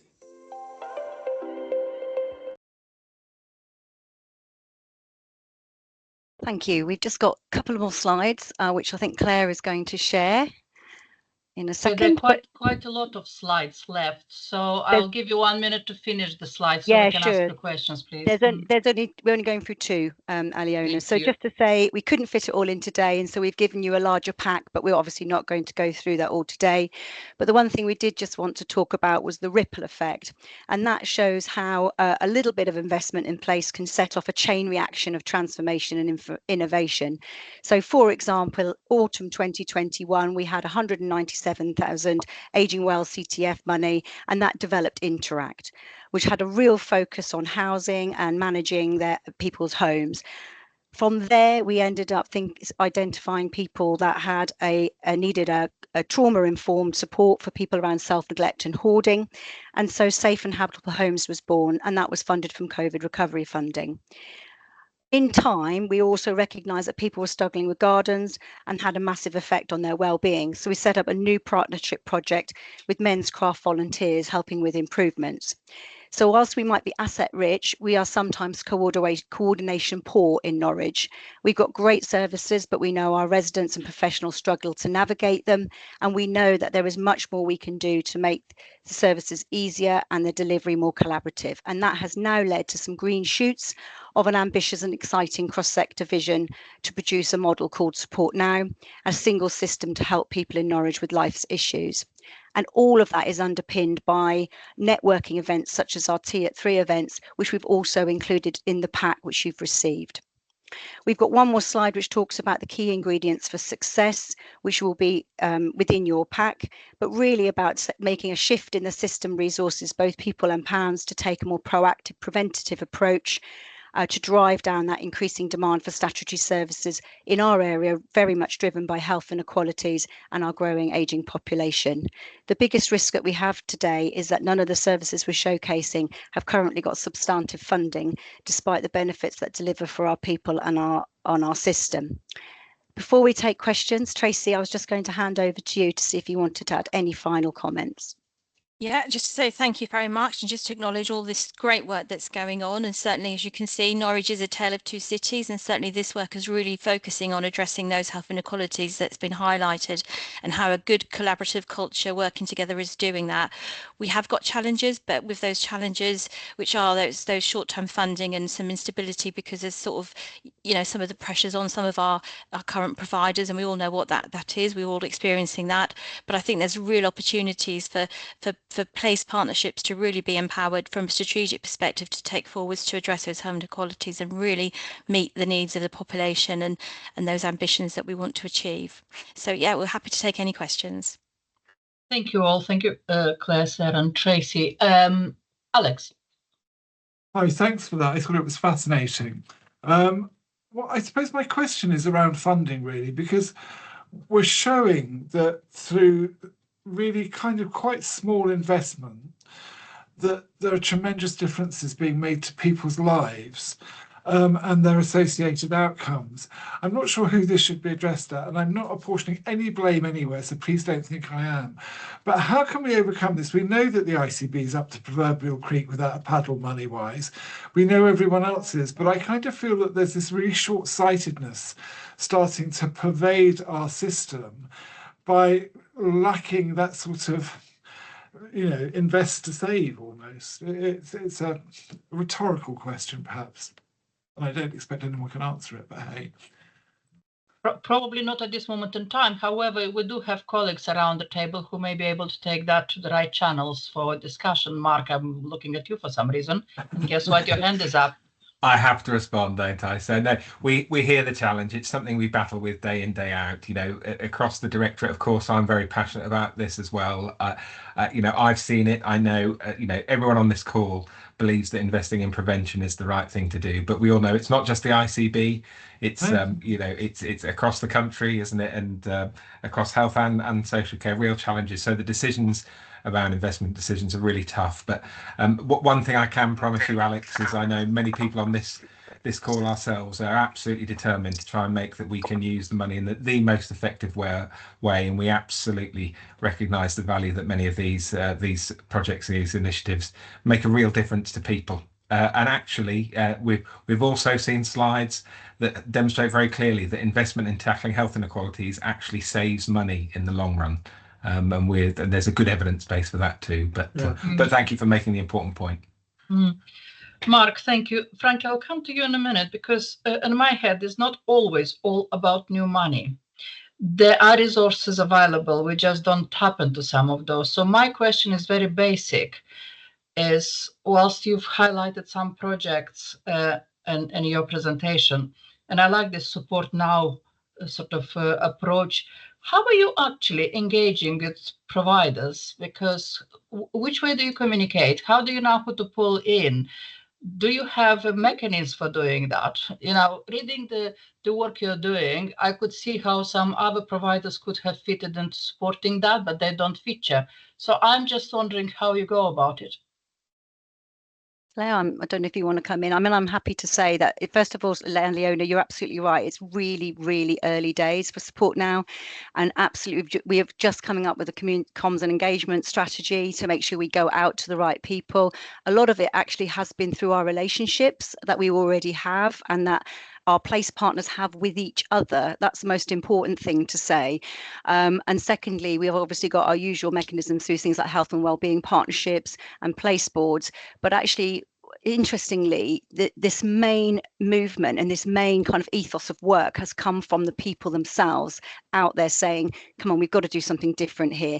But you are right, there is a lot more people that we need around the table yet, but early days. And I would also say, although we've done some really good stuff around community voices, we've got way more to do around getting into our communities as well and hearing them and hearing their views and their voices. Claire, I don't know if is that anything else to add? I think that. No, absolutely, Sarah. And what I'd say is until about November, I'm not sure we were in a position to actually articulate what support now was. For some people, we could say it's a sort of the equivalent of a non-clinical NEAT. NEAT started in Norwich, and obviously a lot of the urgent care response is built on that. And, you know, we've got to find a way of simplifying access, but we've also got to find a way, you're absolutely right, Aliona, to harness the power of all of the VCS organisations that we've got, because we know that we are blessed in Norwich with, you know, that's not necessarily, we've got Heather on the call, that's not necessarily the case in other parts of the system. And what we want to try and do is a vehicle so that we can harness all of that and optimise the power of all of it. Yeah. But yeah, this is very early in the journey. We've already got an engagement plan around how we're going to go out, and we're going to talk to our people and communities and understand what they want from it. But we do see, you're absolutely right. NEAT was done with no money. It was just about getting people in the same room, and they left their lanyards at the door. And when the phone rang, they did the best thing for the person that was referred. And that's what we want to do. We want to simplify it. We want to optimise what we've got, and just to make it make sense, because if our professionals can't navigate the system, I don't know how we expect our patients and our communities to. Indeed, and I am aware of very good pockets of good work. We just need to bring it together. And yes, the communication is very important. I can think of VCSE Assembly supporting that. We need to think in general, wider communication about places and so on. So I do think we just need to get our act together and make it a little bit more comprehensive to help ourselves and, of course, help our population. So very briefly, please, if I can go through the few questions, but can we be concise, please? Frankie. Thanks. Sorry, Chair. I had 2 points. Firstly, picking up, Claire mentioned differing richness of VCSE sector, depending on where you are, but it's often inversely proportional to need. So North Norfolk, the presentation we had earlier, 2,800 people living in the 20% most deprived. So that's 2%. Areas of Norwich have got 40% of the population living in the national most deprived. So really just wanted to highlight that. But my question was, you talk about the community conversations and the community connectors. Is that merging with community voices? Is that the same with CVP, or is it something separate? Because I just thought, oh gosh, I think there's a bit of overlap there. If not, answer it separately. Don't bother wasting the time in the committee. But I'd like to understand. Shelley, maybe you can help me understand after the meeting. But probably, Frankie, as you asked the question for anyone listening afterwards to this, if Shirley, you can just quickly give us the answer, if that's okay. They've always worked in an aligned way. So they're part of the steering group, and we've always worked in an aligned fashion, but they came first. They had an existing model, and we've actually built voices on a lot of the learning from the Norwich work. In the future, we are now looking to integrate. So it's aligned. We're now looking at integration. Good. Thank you. Shirley, do you have anything else to add quickly before I go to Kim, and then I'll stop on this item? It was just around the investment point and the new money point from a prevention perspective. I think I've come from a place team, and I think there's always a bit of a kind of, I don't think place teams are necessarily asking for new money. I think it is about thinking around our policies, around the way that we spend. So, you know, there's something about how we ensure that investment, the 2.2 billion we do spend, not the investment that we don't, the money we don't have, but the policies around how we spend that at a local level, but also this concept of proportionate universalism, and that everybody needs something. Some people need more, and Frankie just mentioned the numbers of people in need in North compared to Norwich. Well, the numbers of people in need in Norwich are significant, and yet we still quite often focus on equal shares in terms of the way that we invest. So there's just something, thinking back to the inequalities framework and the guiding principles that we have around that. I think if we could crack the policies around how we invest the money that we do have, then it may then start to free up some of the investment that we need to do some of the preventative work. Very good point, Shirley, and I will guess that you're in a good position to start influencing some of that with your role. Thank you. Kim.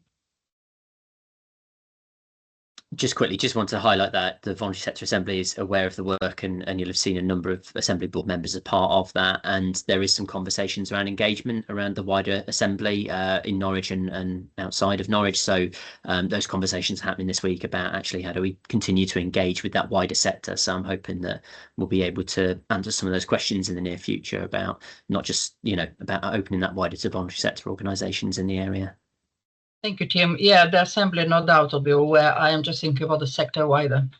That's where the big gap is and has been. So we need to plan for that in action. Thank you. Tricia. I apologise because I missed the beginning of the presentation. But my question is going to be around how are we capturing the outcomes from the work that's going through? Because For us to be able to support any investment, we've got to see that outcomes are being achieved. So could I just understand how that's actually being done currently, allowing for the fact it only got going in November? Okay, Claire, very briefly, please. We are running very late. Yes, I appreciate that. Sorry, Iona. I think, Tricia, the problem is that how do you prove what didn't happen? And this is something that we've really struggled with, and something that we have flagged up, in that we know in order to secure ongoing investment, we need to evidence the outcomes. What you have to recognise is that, say, for example, the Interact project, probably the key beneficiary of that service is adult social care in terms of the prevent, reduce and delay. But when you start to integrate services, it's very difficult to then unpick the outcomes. And by sending somebody around who maybe has a falls assessment, who has some adaptations made, whose home is changed, where you're going in and you're decluttering, so you're reducing a falls risk. I know how much it costs if somebody has a fall and goes into hospital, but how do we kind of keep reaching out to people to say, help us with the economic analysis of this, because we know it's the right thing to do. Sometimes you won't see the results for several generations. You know, if we tackle obesity in a year 6 school child, then they might not have diabetes in 30 years' time. But as a system, we're relying on finding money quickly and finding savings quickly. And actually, if we don't focus on prevention, we're just going to generate the next financial crisis, because that's the only way. I've been in the system for 35 years, and I've been through many conversations and many cuts and efficiencies exercises. And the problem is, every time that we take away the things that the prevention, we actually just either thresholds go up or we generate the next financial crisis. But we're struggling that, you know, the currency in the system is in bed days. That doesn't work with the work that we're doing, and we really need. This is where we really do. We might not need money, because we can work smarter with what we've got, and we can join it up and we can integrate it. But we need help to evidence that the difference that it makes and the impact it has, because otherwise it's very difficult for us to justify why it should continue. Claire, but there will be different projects measuring different things. So I don't think we can take just a sort of one single approach. I can think of some projects you described who are early intervention or preventative work, and they would have a way of measuring their work. So I think we need to just pick up, you know, case by case and look at who measures what, and what outcomes we're achieving at what we can measure. And then, of course, develop the areas where it's not possible, but we can't say we can't measure across the board, because it's just not true. So, and it's not a, sorry, Tricia. Sorry, so, you know, I understand about the prevention agenda. I've been working in health for nearly 40 years. So I understand all of the points that have been put in the chat, and the points that you've made very well, Claire. But until we start to have more robust economic modelling for these type of initiatives, we will end up in the same cycle as you commented upon. Which can't be the way forward. So we've got to lift ourselves up strategically and start to think about how we use those outcomes and evidence them more effectively, or we will be in that cycle. Okay, Claire, I know your hand is up. I think we all made a number of points. We do need to pick up on those. I will leave it with you to think, and I'm sure in due course we're going to hear a little bit more about how we're taking this work forwards. But clearly there's lots of good work going on, and clearly we are all keen on prevention, early intervention. I don't think anyone is disputing that. And we're very much in support of place, for taking responsibility for their place, if that makes sense. So all is good. And I'm sure we'll find a way of finding the money where there isn't, or utilizing the money differently. It's all about just pulling together and making sure that we're addressing the population needs. As Shirley said earlier, we need to remember also how we redistribute funds and so on. So lots of stuff is happening, all very good. But we clearly have quite a bit of work to do. So let's not get into despair. We have strong people around, different roles, and I'm sure we'll move it forward in a very proactive and positive way. So well done for the work so far, and continue the good conversations and the good plans, please. Thank you so much. Thank you to all of you. Okay, with big apology to Tim. Tim, are you good at helping us save some time? Do you think? So an update from the VCS Assembly, please, Tim. Yeah, I'll be brief. So we had our first official Assembly Board meeting last week. So very, very recently under my chairship. I'll take the report as read, but kind of the key highlights for me were that we're looking at process and governance within that. So there is now a process in which ICS partners can request VCSE representation and support, and that will be communicated out in due course around how actually do the ICS members engage with the voluntary sector. One of the key points, and it links to what Mark was saying earlier, was around the development of a risk register. So we want to sort of identify some risks that sit within the voluntary sector, but make sure that we're highlighting them as system risks. So actually they're not just VCSE, they impact the patients and communities that we're talking about in these meetings, and that we highlight them as that, they are system risks, and how, we've seen with the previous two presentations how important the voluntary sector sits within those, and so yeah, how do we make sure that those are identified, similar to those operational risks elsewhere. Making sure that we have really clear from Assembly Board members that all of those reports and meeting minutes are going to be shared with the wider VCSE. So making sure that we utilise the resources that are available to us currently. So there's a number of network newsletters in which all of the information should be going out there so that it is wider, so we can cascade information from the ICS and various other places to that wider VCSE, including the work of what we just talked about, and also a web page as well that we can utilise as well to make sure that everything is open and available and transparent. There is a big push to make sure that we do have that wider VCSE engagement, and that will come in due course. We're looking at having an engagement session, so highlight something I've called an innovation hub, but we're hoping to do something of wider VCSE engagement, possibly face-to-face in May and June later of this year, to really pull together that a bit of a relaunch maybe of the VCSE Assembly, so people can understand a little bit more about what it is, how it works and how to engage with it, and certainly that will give us an opportunity to start with ICS colleagues to really engage with the voluntary sector on specific areas of work that they want to look at. And we mentioned a little bit earlier, just to pick up something in the chat, which was I think Frankie put that in there around the research and innovation team. We're looking at how do we incorporate them into voluntary sector assembly and have a lead within that work. So I think some of the work that we've talked about that evidencing work, I think we can start to pull that into the voluntary sector so that we can start to evidence some of the work that's been done at place level that we've just talked about, and where the voluntary sector are sat in, that we can then feed that in and make sure that we're reporting back in a way that's useful to us, and we're showing that evidence. So I hope that's a quick and easy update. Good, thank you. And of course, it was helpful for us to receive the papers in advance and read it. So thank you, Tim. I'll go to Frank and then to Emma, please. Thanks, Tim, and thanks for referencing the need to reach further out, because I noticed that I think there are only 8 organisations actually present, and so that's going to always be a tension. You can't have a team cast of thousands, but on the other hand, you want to move out. And my second point was an offer. So you're talking about having an innovation hub, or we have a head of innovation. If you're not already linked to him, please let me know to make sure that he can help you with that. Yeah, so just to come back on that, in terms of the VCSE Assembly, we have the board members, but the majority of those board members, they sit under forums and networks, and they are the chairs of those forums and networks. So what should be coming out is through those forums and networks into the wider voluntary sector. So although, yes, it looks like 8 people on an assembly board, it should actually go out to hundreds of organisations. One of those is Empowering Communities. That has over 400 members, different organisational members within that. So we'll start to see that out. And yeah, 100% we have a meeting next week with research and innovation to nail down a bit of expressions of interest for an innovation lead. So thank you. Thank you, Emma.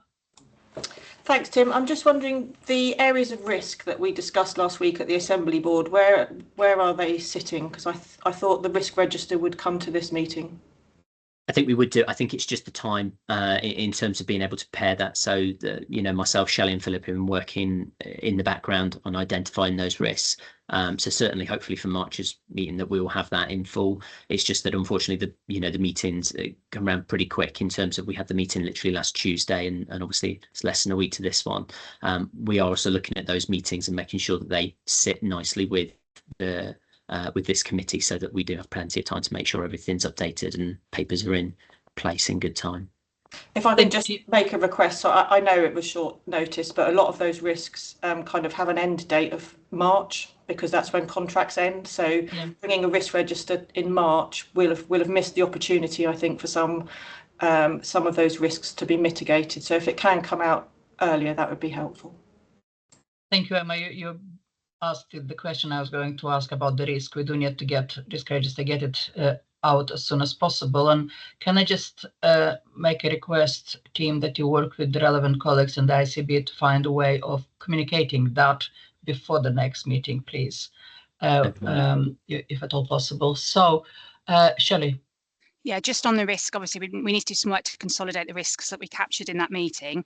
But just for assurance, Emma, it will go up to the PHI board between now and the next March meeting. So correct me, Frankie, that's in 3 weeks' time. So we do an assurance report, I think 2 weeks' time. We do an assurance report for all of the VCSE work, including the assembly, goes through the PHI board, which obviously comes here as well. So we have a bit of a dual reporting for the assembly. You have a direct report from Tim. We also provide assurance up through the PHI board. So given the timelines of the meetings, and we'll try and get in a better pattern, so we have a bigger gap between assembly board and this meeting to allow for the work to happen.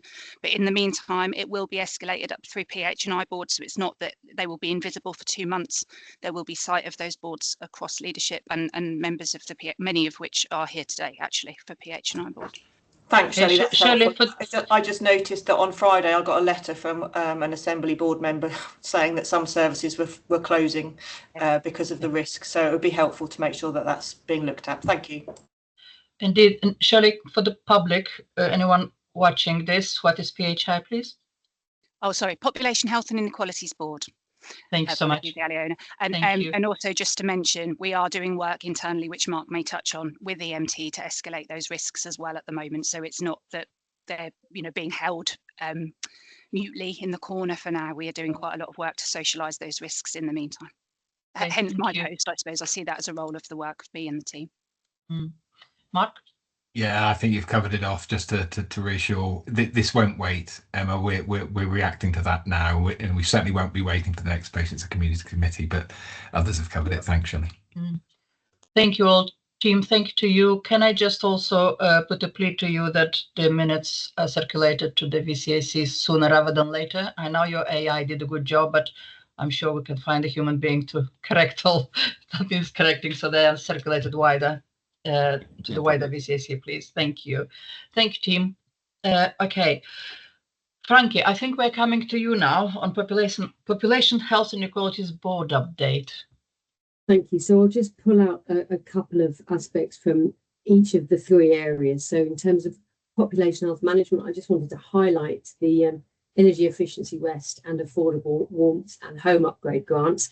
They're 2 very similar projects, one in Kings Lynn, the other one in Waveney, both targeting low-income households, people living in the least energy efficient homes and who've got underlying health conditions which could be affected by cold, to proactively identify them, contact them, offer them signposting to that heating support. So that's one just nice project showing how that PHM team is addressing inequalities.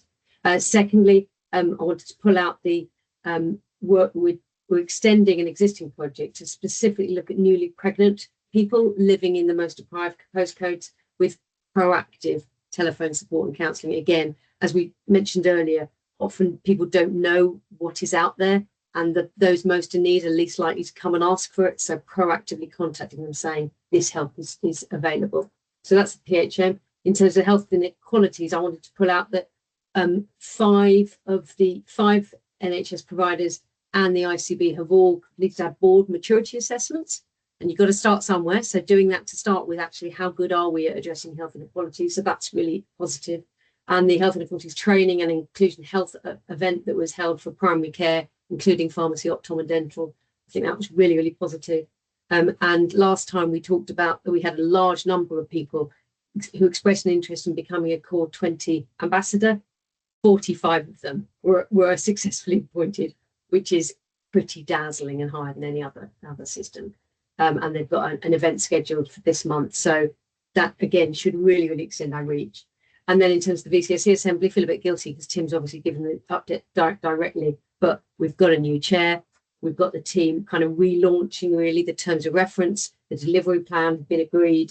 The state of the sector reports are being established, and just starting to say, okay, right, where next? And then finally, across the whole piece, our outcomes framework dashboard has been presented and is just about to be launched and shared. So this is putting together every little bit of data that is already in the public domain about your population, bringing it all into one place so that you don't have to go hunting. It needs a few tweaks because it's great. It's not quite as good as it could be. So that will be launched imminently. There's more in the report, but those are the key things I wanted to share. Thank you, Frankie. Frankie, when you talked about the contacts with energy and so on, yeah, clearly is not you or your team or the board doing that. Are you able to share with us who you're working with to carry out that work? And so our virtual support team has actually so that's the population health management team. Okay, so within the So we're writing to them, we're texting them, contacting them. So it's that, and remember, our virtual support team are not just call handlers; they're all trained health coaches. And Suzanne may want to say a bit more. Good. It's good to understand where the help is coming from. Yeah. So Suzanne. And with the two relevant councils that cover those two areas, they're working with us to then signpost the people to the right support. Good. Thank you. Any more questions for Frankie? No, Frankie, thank you so much. Good update. It's good to see that actually some projects are already happening and we're taking some action. So good. Lovely. Thank you, Frank. Can you pass our thank you to everyone involved in the background of all of this, please? Thank you. Okay, I will move on to Aging Well Program Board. Janice or Frankie, are you introducing the topic and then Janice picks up, or Janice? Yeah, I'm happy to introduce. So you'll remember that at the last meeting we agreed that we would change how the Aging Well Programme reports. So from this month onwards, and bear with us, it's the first time we've done it. It's not, the report isn't quite where it will be. So every time we will have a brief update on our 4 work streams, and each of the 4 work streams will come to this board once a year for a deep dive. And so, although actually a lot of the escalation report is really showing some amazing work being done by the dementia work stream, this month's deep dive is actually on frailty. So Janice and James are here to talk for themselves. Lovely, thank you. I'll just pull the presentation up and I'll be as quick as I can, Aliona. James, thank you. Can everybody see that? Yep.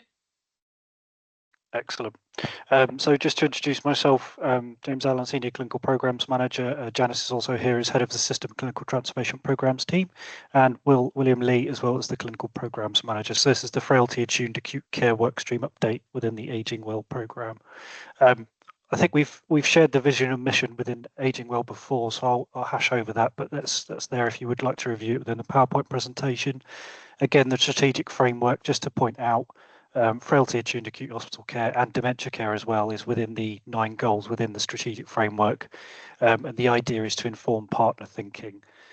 So that's the reason that's in there. In terms of a brief background, so the work stream's been set up as a basis from the Aging Well strategic framework, but also the NHS Right Care Toolkit. And it also, the idea is that this will support the NHS long-term plan for frailty as well. Population context, I think we've probably gone over multiple times before, but we do have severe frailty within Norfolk and Waveney, 4 times higher than non-frailty care. The severe frailty occurs, in terms of the costs, it occurs 4 times higher. Sorry, that wasn't clear. Current challenges, so we've got older adults with frailty. They account for significant unplanned acute care admissions. Many could be supported outside of this through community initiatives and prevention. Workstream objectives, we've got a number of core objectives within the frailty workstream. First is to survey the frailty services that we currently have and the assessment tools that are out there with the 3 acute trusts. and that's been completed.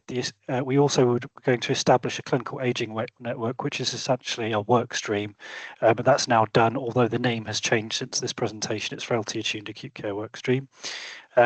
We're now in the process of defining and implementing a system-wide frailty definition, and that's through a clinical frailty scoring tool, which I'll come on in a minute, and just leading on delivering frailty attuned care and being a hub for those discussions. The core priorities, the deliverables within that at the moment are integrated dementia and frailty pathway with the associated commissioning model, but also improving the community frailty identification and earlier identification. So both the clinical frailty scoring tool and some other pieces that we're looking at will come into play there. Core progress updates. So we have workstream meetings. They meet bi-monthly, chaired by our specialty advisor, Dr. James Casson. He wasn't able to attend today. That's got ICS-wide representation. It is more focused on acute, as the title suggests, but we are looking more about community integration in the longer term as well, because of the recent specialty network that's been set up for frailty within the Acute Hospital Collaborative. The Ageing Well dashboard. We've agreed metrics for that work stream so we can monitor the progress and the impact of what we're doing. We're now in the process of getting BI team to start developing that dashboard because all of the work streams, and frailty being one of those, have agreed what their core metrics are for to see that transformational change. Frailty assessment tool, I think we've spoken about this before in previous reports, so I won't go into huge amounts of detail, but it's the Rockwood clinical frailty scoring tool that we're piloting at the QEH. That's due to complete in February, and we'll develop an outcome paper. A pilot also commenced slightly later on at Norfolk and Norwich, led by the place teams. We've just started commencing the embedding of the CFS tool within the electronic patient records. We've started looking at the future planning around that. Education program. So frailty is everybody's business. So this is an educational program that we developed with the support of QEH. And QEH have been essentially presenting that to a wide audience across the ICS. It's not aimed at any particular team. It's multidisciplinary and consultant led. And it is really supporting the ICS's workforce in frailty. And we've delivered, I think, 5 sessions, over 120 attendees. And we do have more sessions lined up with QEH over the course of 2025. We've also been engaging with the ICB innovation team because there's a lot of tools out there that we could use for earlier identification. One example is Eclipse, which is listed here, but there are others. And the idea is that we can identify those patients earlier on in their journey and use a community model to essentially identify those patients and prevent their admission through better supportive care and more localised care. So there's a number of different systems that we can use to that. The first step is getting a unified clinical frailty scoring tool, but this could also work in tandem. So we've started exploring that with the innovation team. And then secondarily is the potential integration with the acute community teams around admission avoidance, which is kind of similar to what we're talking about there. But it's more about working directly with those providers that are on the ground and specifically local to their population. We've listed a couple of innovations and project areas that we're also looking at, and some of these are in motion and we want to expand wider. The Silver Phone service, I'm not sure if colleagues are aware of this service itself, but it's a consultant geriatrician at the QEH, and they advise East primary care community clinicians 8 to 8, 7 days a week. And they have also recently presented that nationally with plans to expand it ICS wide. So it's something we could be doing and aligning across the 3 acutes and across the 3 localities of Norfolk and Waveney. And then also the virtual ward, which is spoken about a lot. Frailty as a virtual ward has been working really well at the QEH as well. There's some key benefits that you can see there: 5 times less risk of infection, 8 times less functional decline versus just being in the acute setting. So there's a lot of benefits from this that we could expand into a standardized virtual ward template across the ICS, because there's lots of virtual wards being looked at across the acute and community sections. But within with a frailty lens, we could standardize that completely. Conclusions and questions. We want to become a national leader as Norfolk and Waveney in delivering acute care for older patients with frailty. The work stream focuses on building networks and pathways, enhancing tools, training, best practice, and looking at those innovative services like we've just spoken about. there's a big drive for us to move from an acute focused piece of work that we're doing at the moment to more community focused, and that's what we're going to be exploring because of the acute hospital collaboratives and that interlinkage and avoiding overlapping. But I will come to questions. I'm not sure if that was quick enough. Sorry, it was quick. Well done. Thank you. I was going to ask about being a leader in the community care too. So you sort of said we are starting going in that direction, and well done for that. James, I had very good feedback about the training, by the way, just to report back that people who attended found it very useful, informative. The question I have before I go to Tracy is linking back to the earlier item we discussed when Heather presented about the work which is happening in North Norfolk around frailty. I presume that sort of connects with what you're doing. So yeah, we do so me and Heather together. are linked in, and Heather is leading with her colleagues on the clinical frailty scoring tool being implemented at Norfolk and Norwich and being piloted. So we're closely linked in with both the CFS side of things, but also much wider around frailty as well. Excellent, thank you. Tracy. Yeah, my question, Shelley's actually put it in the chat too, that certainly at the moment, certainly at locality, place level, working with the partnerships, we're working with our colleagues in the County Council with adult social care around proactive intervention, and some of that is based on frailty on force. So just thinking about the opportunities perhaps to support that work and join up in that work, because our place colleagues are now going through the process of working out what their plans will be, and there's an exercise underway. So just thinking, you could add real value to that by linking in, if you haven't already. Thanks, Tracy. Yeah, I think we're linked in with historically the Community Falls programme. That's where it was that NCC intervention project was reporting into. So we are linked into it, and it's something about if that worked, we could expand that much wider. Thank you. Thank you, Frankie. And thanks. I'm just building on Tracy's question, but also those others in the chat. Do remember that the programme board is overarching. We're not the delivery group. The delivery groups are largely the places, which is why each place has been given the matrix to fill in, say, where are your gaps? What do you need to do? Let us help you address your gaps locally. But the 4 work streams are the system-wide ones. And again, today, the deep dive was on the frailty attuned acute care. So if you're thinking, oh, well, you should be doing prevention. Yep, that's in the prevention work stream. James was specifically asked today to talk about the acute one.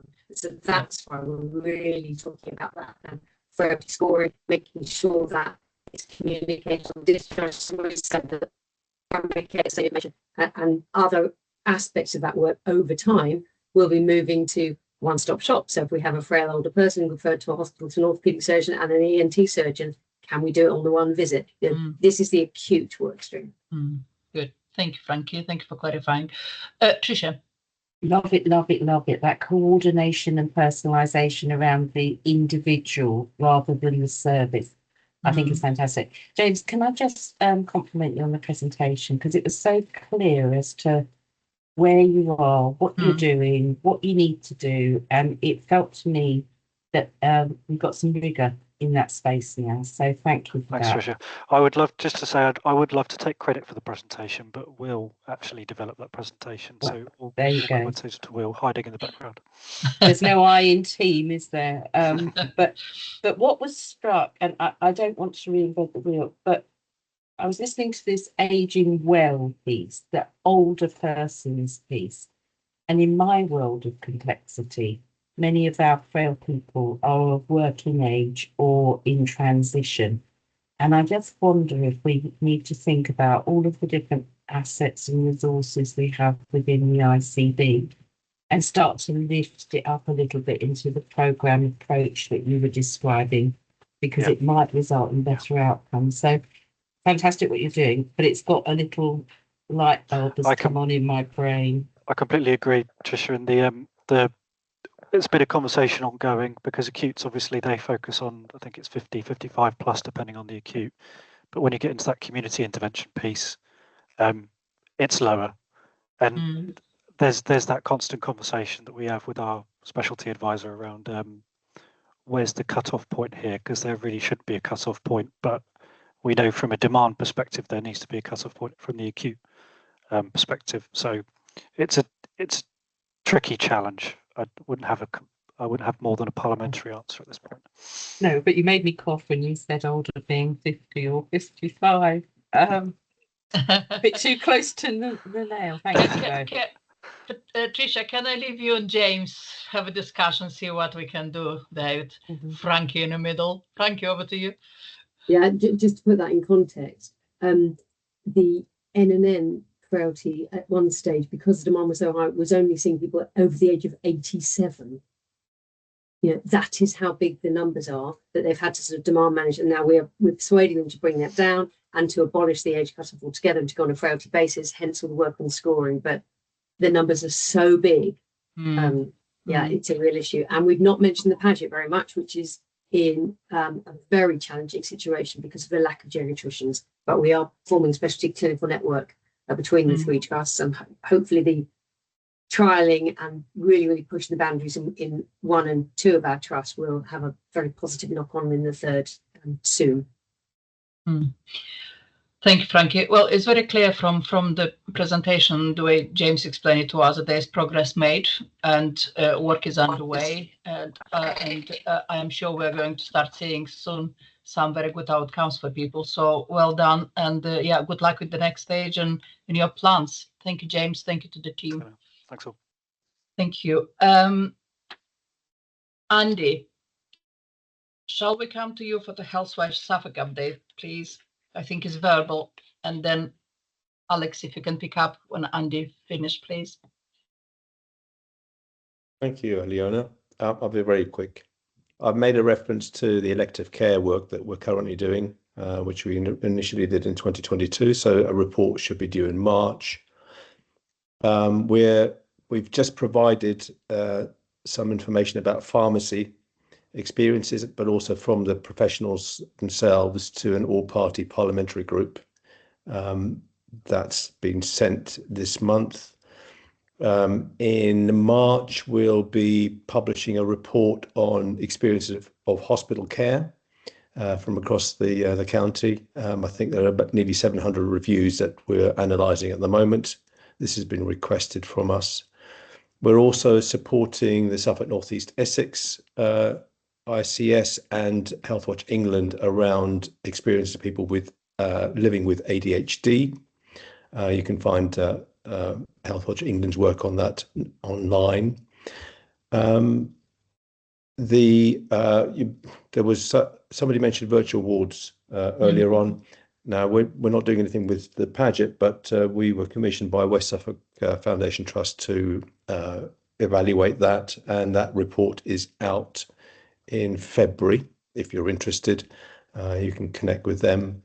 And we were commissioned by the regional spinal team to explore what the experiences of patients with back, neck and spinal care is like, and that report will be published in March as well. Apart from that, all the usual engagement work that we do in the Waveney area. Thank you, Eliana. Thank you, Andy. So the spinal one, that covers Waveney area? Yes. Maybe at some point here, it would be good to circulate the link to that in a proactive manner, please, Andy. Going back to the pharmacy, which part of the pharmacy work are you exploring in your work at the moment? Just prescription, or them providing advice to people and diagnosing the simple conditions? How far do that stretches? Just bear with me a second. I'll just go back to that on my page. The reason I'm asking, just to contextualize, I'm getting quite good feedback from members of the public about attending pharmacies for very simple ear infections and a few other bits, urinary tract infections and so on, and getting treatment. So it'll be interesting if you pick up on those kind of areas and what the results may show for us. I've put it in the chat, Aliana. So it's an inquiry, well, the all-party parliamentary group brought about an inquiry about the impact of medicine shortages in England and the contributing factors. Okay, thank you, Andy. Thank you. Any questions for Andy? Andy, I can't see any hands up. It looks like you are busy, and yeah, at some point we would like to see the links to those reports. So when they're ready, please, can you make sure Rachel gets them Sure, maybe and you then- may want to pick up something in more detail, something which will cover the Waveney specific, yeah? Absolutely. And if you want us to report or connect with your Aging Well work, we can bring that report to your attention as well. Lovely, great, thank you. Frankie, thumbs up, we'll make it happen. Thank you. Okay, I'll go to Alex. Well, we've got quite a lot done. I'm very conscious of the time. Would you like me to Yep. just send you a quick update to, and it can be circulated afterwards? I mean, there's a whole range of projects that we're involved in that people could read about at their leisure. How does the committee feels about it if we get a quick summary report from Alex later? Yeah, Alex, anything? Yes, please. I can see positive notes. Alex, is anything which we discussed today, which you may be focusing on your work, and you may want to mention for somebody to get in touch with you? Well, I think the stuff that we were talking about, patient waits and things like that, and the way in which hospitals are communicating, very much links into the advent of the group model. And I am incredibly concerned at the decided lack of public engagement around that, and have kind of created in all sorts of different areas. And I know that HOSC have now contacted the 3 hospitals because they feel that they have neglected to actually bother to speak to them. So it's going to be on the HOSC agenda. But I still haven't seen a business case for change, despite the fact this was something that was agreed back in 2019, and then COVID took its toll. But it is something I think we need to bear ourselves up for, because I think there could be an incredible backlash from the public if it's just seen as being done for the sake of, well, we'd quite like to do this, but and it will save a few pounds perhaps. But the way it's set out at the moment, it looks as though there's a duplication in committee structures and all sorts of other things coming up. So that was my main concern from a Healthwatch perspective. Okay, Alex, thank you so much. May I ask our committee colleagues, and I'm looking here at Tricia, Mark and Frankie, if you can pick up, I don't know who is leading from ICB perspective on that piece of work, but if we can just connect Alex to the right person to make sure those conversations and feedback are happening, please. I'll leave it at you, but if we can get us an action to make sure that the views Alex collects and concerns and so on are fed through to the right fora, please. And we are in the right forum, Aliona. It's just I kind of think that the public aren't. Okay, but we need to find a way. So that's why I'm saying we just need to highlight that. Tricia. So HOSC have reached out, Norfolk, not Suffolk yet, to say that they would like to be better cited on the plans. So it has been communicated internally, Alex. Okay. And Andy, we need to have that same consideration because of the James Paget impact down in Waveney. Okay, good. We do have an action there. Please, if we can have an update at the next meeting as to how all this is sort of being brought together to the right fora, will be good. Thank you. Thank you, Alex. And yes, we'll wait for the summary report for Rachel to circulate. Okay, I'm going to swap the last 2 items quickly. The terms of reference, they have been circulated. The biggest change was the fact that the quorum number was changed to 5. So I hope the committee approves that. Can I have the notes, please, so we can then submit it? Yep, thank you so much. Rachel, well done for doing that. Thank you from all of us. Frankie, no? Yes, no? I was going to say we've also added reference to the Aging Well board. Correct. That's the terms of reference. But I was also going to say there's only 6 members, and we're saying to be core we have to have 5 out of 6. It's quite tight. So it is tight. So we'll see how it goes. Yeah. No, Frank, thank you so much for that. I think last time at the meeting we discussed that we'll include it, so you've very helpfully done so. So well done to you, Mark and Rachel, for getting that underway. And the last thing is from today's discussion, today's agenda, which items would you like to bring to the attention of the board, so to make sure that we help Rachel with the next report to the ICB board? From my perspective, I do think the waiting times, we need to highlight that in our report. Anything else? Anybody? Yeah, I thought that health inequalities stuff, that the place examples is really rich data, actually. Do you mean the Norwich Place report? Yeah. Okay, thank you. So Rachel, we have two. Mark? I was going to say similar, actually, that and the risks associated, given that we've had quite a bit of a discussion on that. So it's Norwich and then the broader issues around health inequalities and the risk, but that might be more detail for the next. But I think it's important linked to the VCSE points as well and impact. Thank you. Emma? Yeah, no, just echo what Mark said. I was just going to add in the VCSE risks because they're quite high at the moment. Good. Thank you. Okay, I think that's sufficient because otherwise we'll just replicate the minutes for the board. We need to make sure we pick up on the items which we really want to highlight to the ICB board, to their attention and any action. Okay, I don't have any other business. Anybody else with any other business? No? No, thank you. So with a few minutes late, big thank you to all of you for your contributions, questions and so on, and curiosities. Well done, and thank you for all the work which is happening in support of what we just heard. Part 2 for the committee members, that is not going to take place today, but we may have a separate session at some point when we know the guidance are issued by the NHS, which we're all waiting for trepidation. So that will be communicated separately. But again, thank you so much for today, and see you next time. Bye-bye.